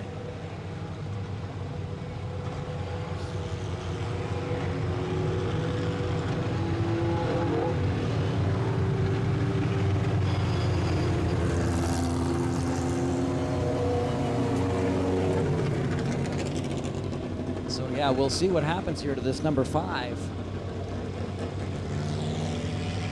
He doesn't have any power. He's sure got a heck of a coast going on. Takes it up and crests the hill. It's a downhill slope there, so he'll make it to the pits.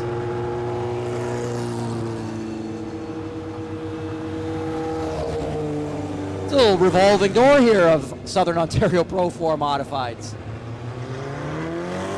The old man is back though, the 38. Remember, it's his roster card that says old man. I am not the one who is saying that. Full disclaimer this evening for Ken Mercer on the 38. So he'll rejoin the tail end of the pack, or they, depending on the club's rules, they might grant permission for him to retake his initial starting spot. We'll see how that shakes out.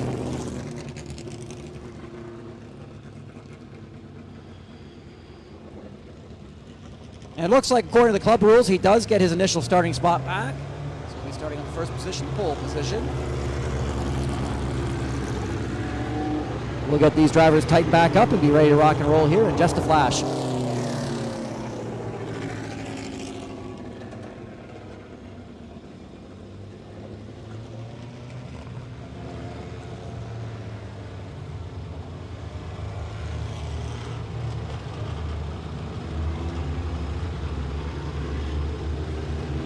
So the field getting doubled up here out of turn 4.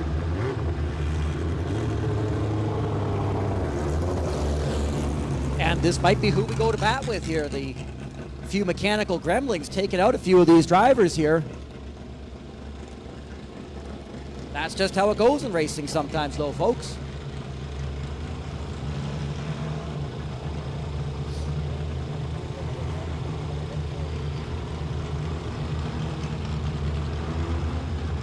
So it'll be the 38 of Mercer taking us to the green flag here, Ken Mercer. We're going to give them a couple extra laps here again to get some heat in the tires. It sounds like a couple of these guys might be joining us from the pits here. Just listening to my officials radio, seeing what the skinny is.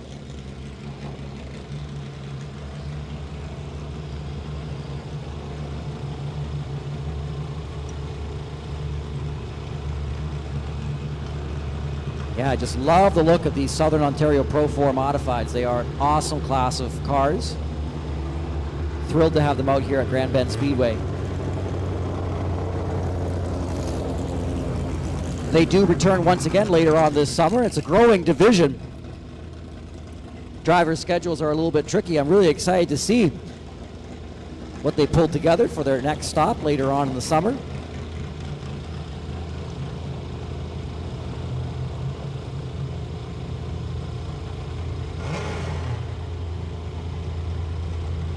And we hope you're enjoying the competition here on Father's Day weekend at Grand Bend Speedway and Festival Center. After the races, the Creaky Beaver boys will be back on the main stage, the Land Shark stage, the Land Shark Logger stage.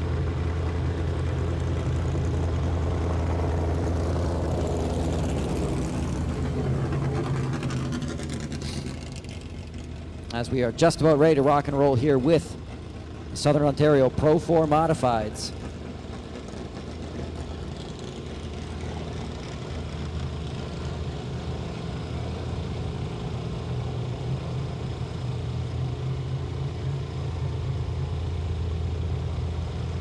I want to recognize a few of our sponsors at Grand Bend Speedway this year. Huron Transfer and Taxi Service, Marshman Engines, Robson Scrap Metal, the Pinedale Motor Inn, and of course the Around the Bend driving experience, the signature driving experience here at the track. Grand Bend's newest thrilling, what do they call it? They call it the most thrilling thing, newest thrill attraction in Grand Bend.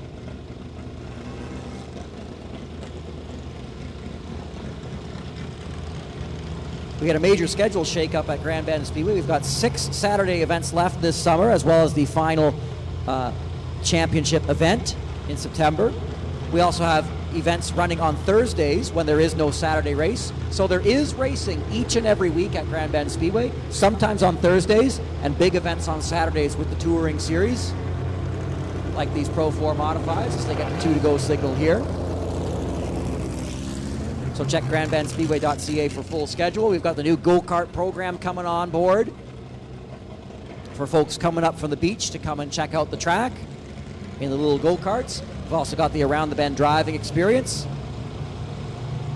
If you're looking for a Father's Day gift certificate, by the way, that Around the Bend driving experience, grandbendspeedway.ca, they even do rush orders if you call by telephone. So if you're looking for a gift for Father's Day tomorrow, man, oh man, have we got you covered. White flag flies here. We're going to be going racing next time by.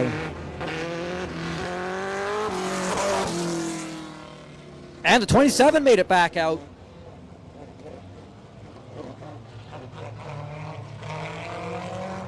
Andrew Schneider back on the track as Mercer gets ready to lead us down the front straightaway for the final time to starter Sammy's green flag. We are racing with the Pro 4, Southern Ontario Pro 4 Modifieds.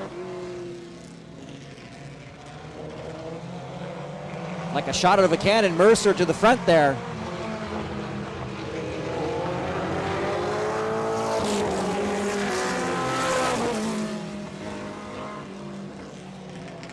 And down that back straightaway, he continues to lead, but now facing a little bit of a challenge. The 88 Bob Mercer, the younger one, going for it and gets the pass. So new leader, Bob Mercer, out front. Ken Mercer falls to second.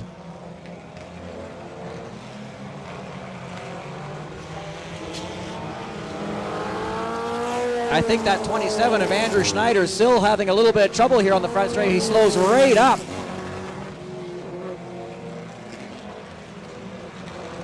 Actually, I don't think it is Schneider who's having the problems. It's the 88X of Dan Pettit. Seems to be having trouble here over in turn 4. Your leader is on the back straightaway heading into turn 3 right now. Bob Mercer leading that way. Kent Mercer runs second at the stripe. 0-2, Dario Coco runs in third. This is probably your battle to watch here. Coming to the start-finish line. Ken Mercer and Dario Coco, the 0-2. Oh, big trouble here on the front straightaway. Caution is out. Somebody hit the wall a ton. I think that was the 27. Yeah, the 27 over there of Andrew Schneider. He was saying during the driver intros he was having that clutch problem.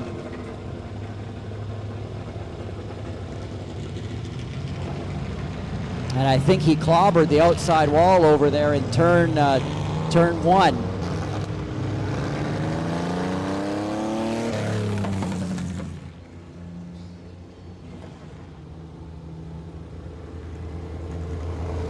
Safety crew heading over to check things out. Here they come now.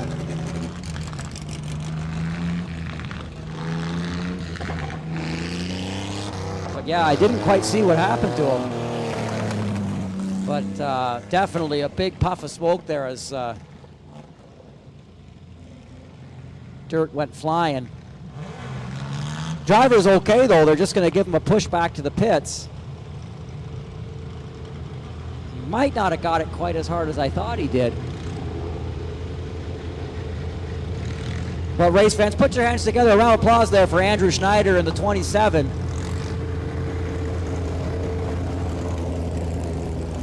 He's all right, but car, I think, has seen better days.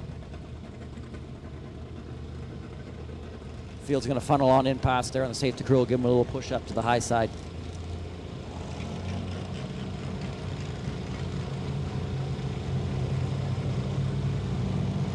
So these are the Southern Ontario Pro 4 Modifieds.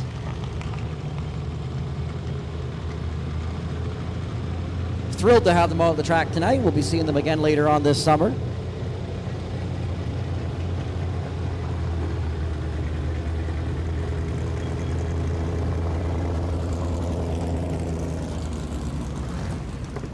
You know, in one way or another, at the end of this race, you're actually going to have a first-time winner at Grand Bend Speedway, because the two drivers who won last year's races, the three events last year, Nick Abal and Sean Carey, were the winners of last year's Southern Ontario Modified Pro 4 events. They're not in tonight's event. And so whoever wins tonight will be a first-time winner at Grand Bend Speedway in the Pro 4s, which is kind of neat.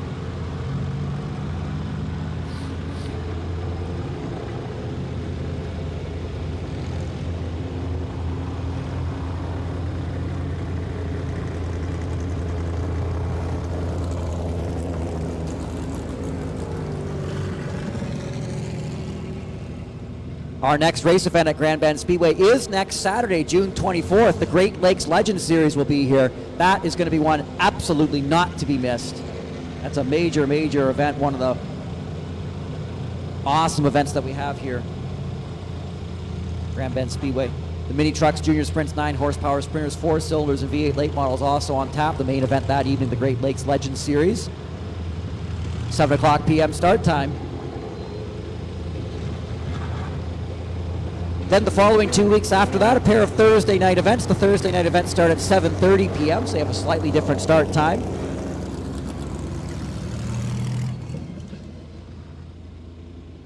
And it looks like we've got a Pro 4 modified down on the inside of turn 3.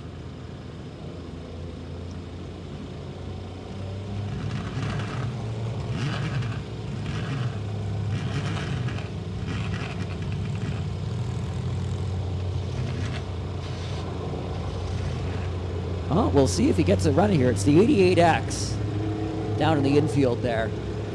That's Dan Pettit. 1 minute it looks like he was up and running. Next minute, not so much.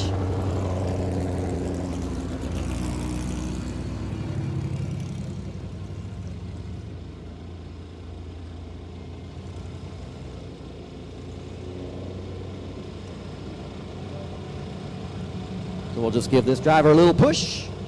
And away we go, back at it.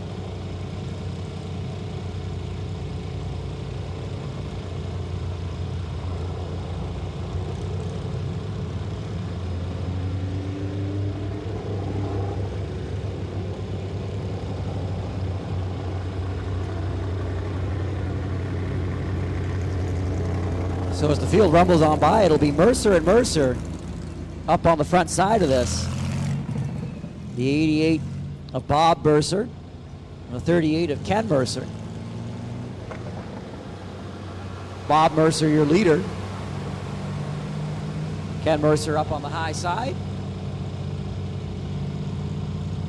Tow truck gives a little push here.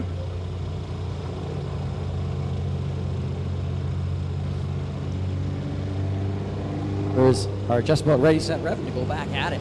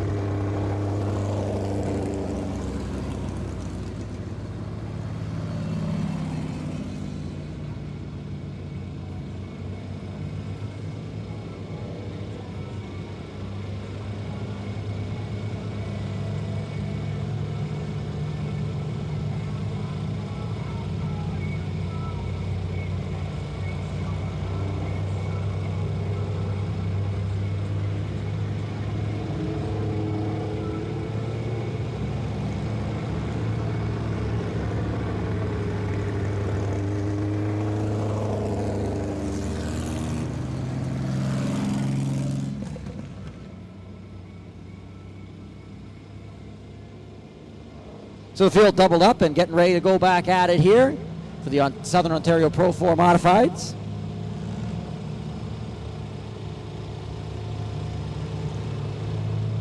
Mercer and Mercer up on the front row.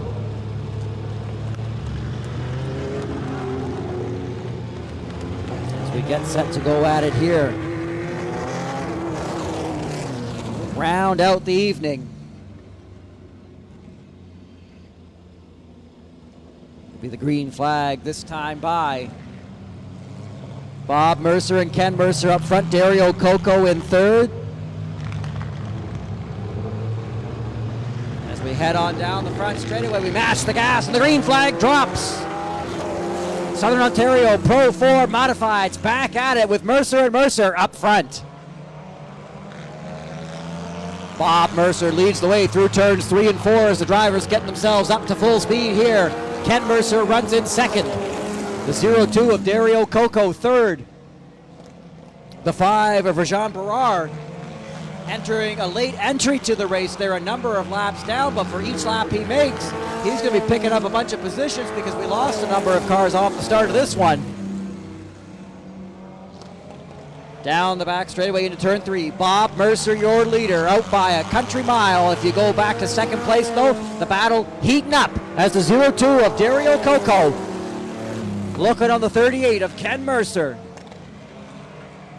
Down that back straightaway, closing to within a car length. The black 0-2 of Coco. Taking a look side by side now at the start-finish line. Coco takes the spot. Dario Coco in the black 0-2. That was good for second place. And look at him set sail here from the 38 of Ken Mercer. He's going to have some mega open racetrack ahead of him here to try to make a run at this. The 88 of Bob Mercer. As we look at the lap times, that's the halfway marker there. These drivers just flying around. And you know, the 0-2 of Dario Coco coming on pretty strong here, actually. Again, he's got the open racetrack ahead of him. Your leader is in turn 3 and 4. You have a bit of a strange battle, though, shaping up here in turn 3 right now, though. The 88 of Ken Mercer and the 5 of Rajan Barar. Barar a number of laps down, but was suddenly looking kind of competitive here.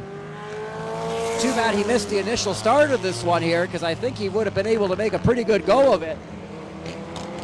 Your leader is coming up on these two. Your leader now at the start-finish line, that's Bob Mercer. And he's coming up on these two drivers going the laps down. Here he is, your leader now down to the inside. Look out! He gets there, completes the pass with relative ease, and there goes the 5 of Rajan Barar. Rajan Barar was able to make the pass pretty quick work of him there. Again, too bad he missed the initial start on that one. Your leader in turn 3. It'll be 5 laps to go this time by for the 88 of Bob Mercer.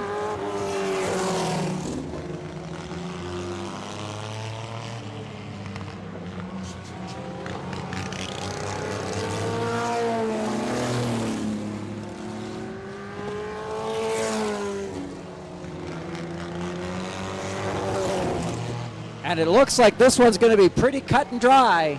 2 laps to go coming up shortly. That's 3 to go at the stripe, I believe. For the 88 of Bob Mercer, leading the way through turn 3. Popsicle sticks in the air from starter Sammy.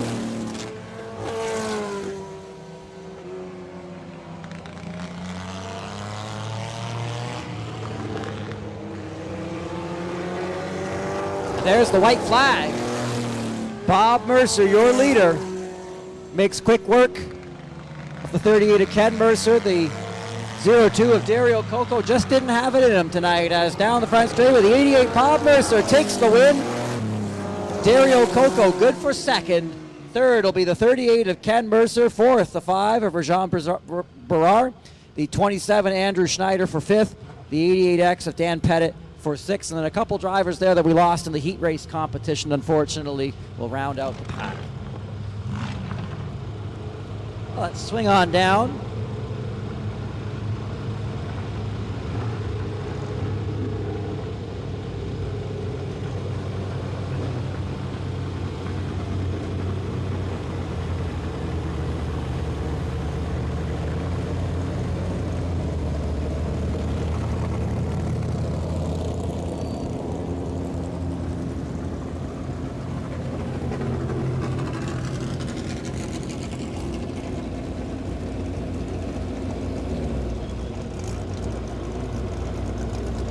And I think there's some fans in the grandstand that won some prizes out of that deal as well.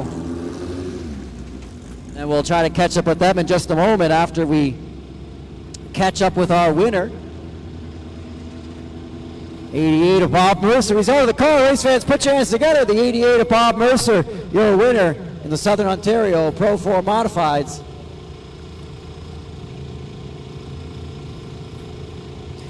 Rob, the car must be running pretty good tonight there. The 02 just didn't have it in him this evening.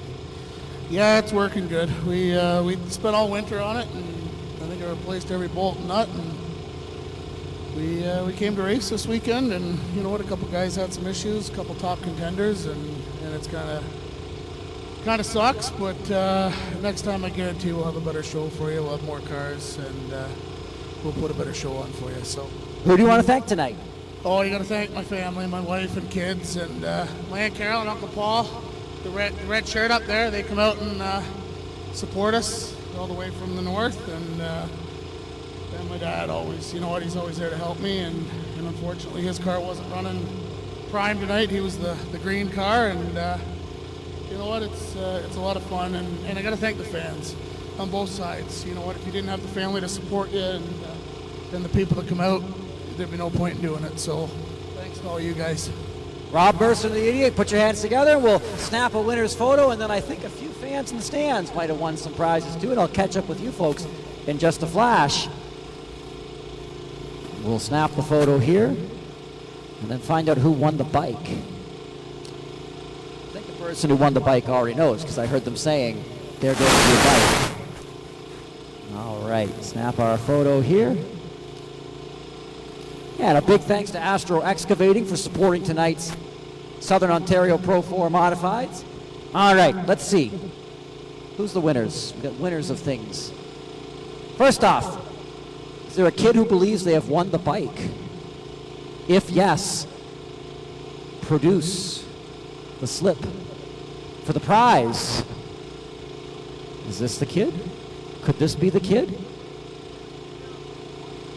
And I think there's also a fan somewhere up here who thinks they've won $50. We'll see. We'll see who we got. All right. You folks seem like winners. May I validate your card? 88 wins feature. You win $50. Here's your $50. Spend it all in one place. That food concession stand up there. All right. And then, what do you think you won? A bicycle. I think you are right. You are the winner of the bicycle. Come on over. Yep, and to claim your prize, you'll have to do 100 laps on your new bike. Thank you. I was kidding. You don't have to do the laps. You can just take the bike. Congratulations. All right, can I take a photo of you guys with the bike? And we'll throw things back over to the Creaky Beaver Boys on the Land Shark stage to wrap things up.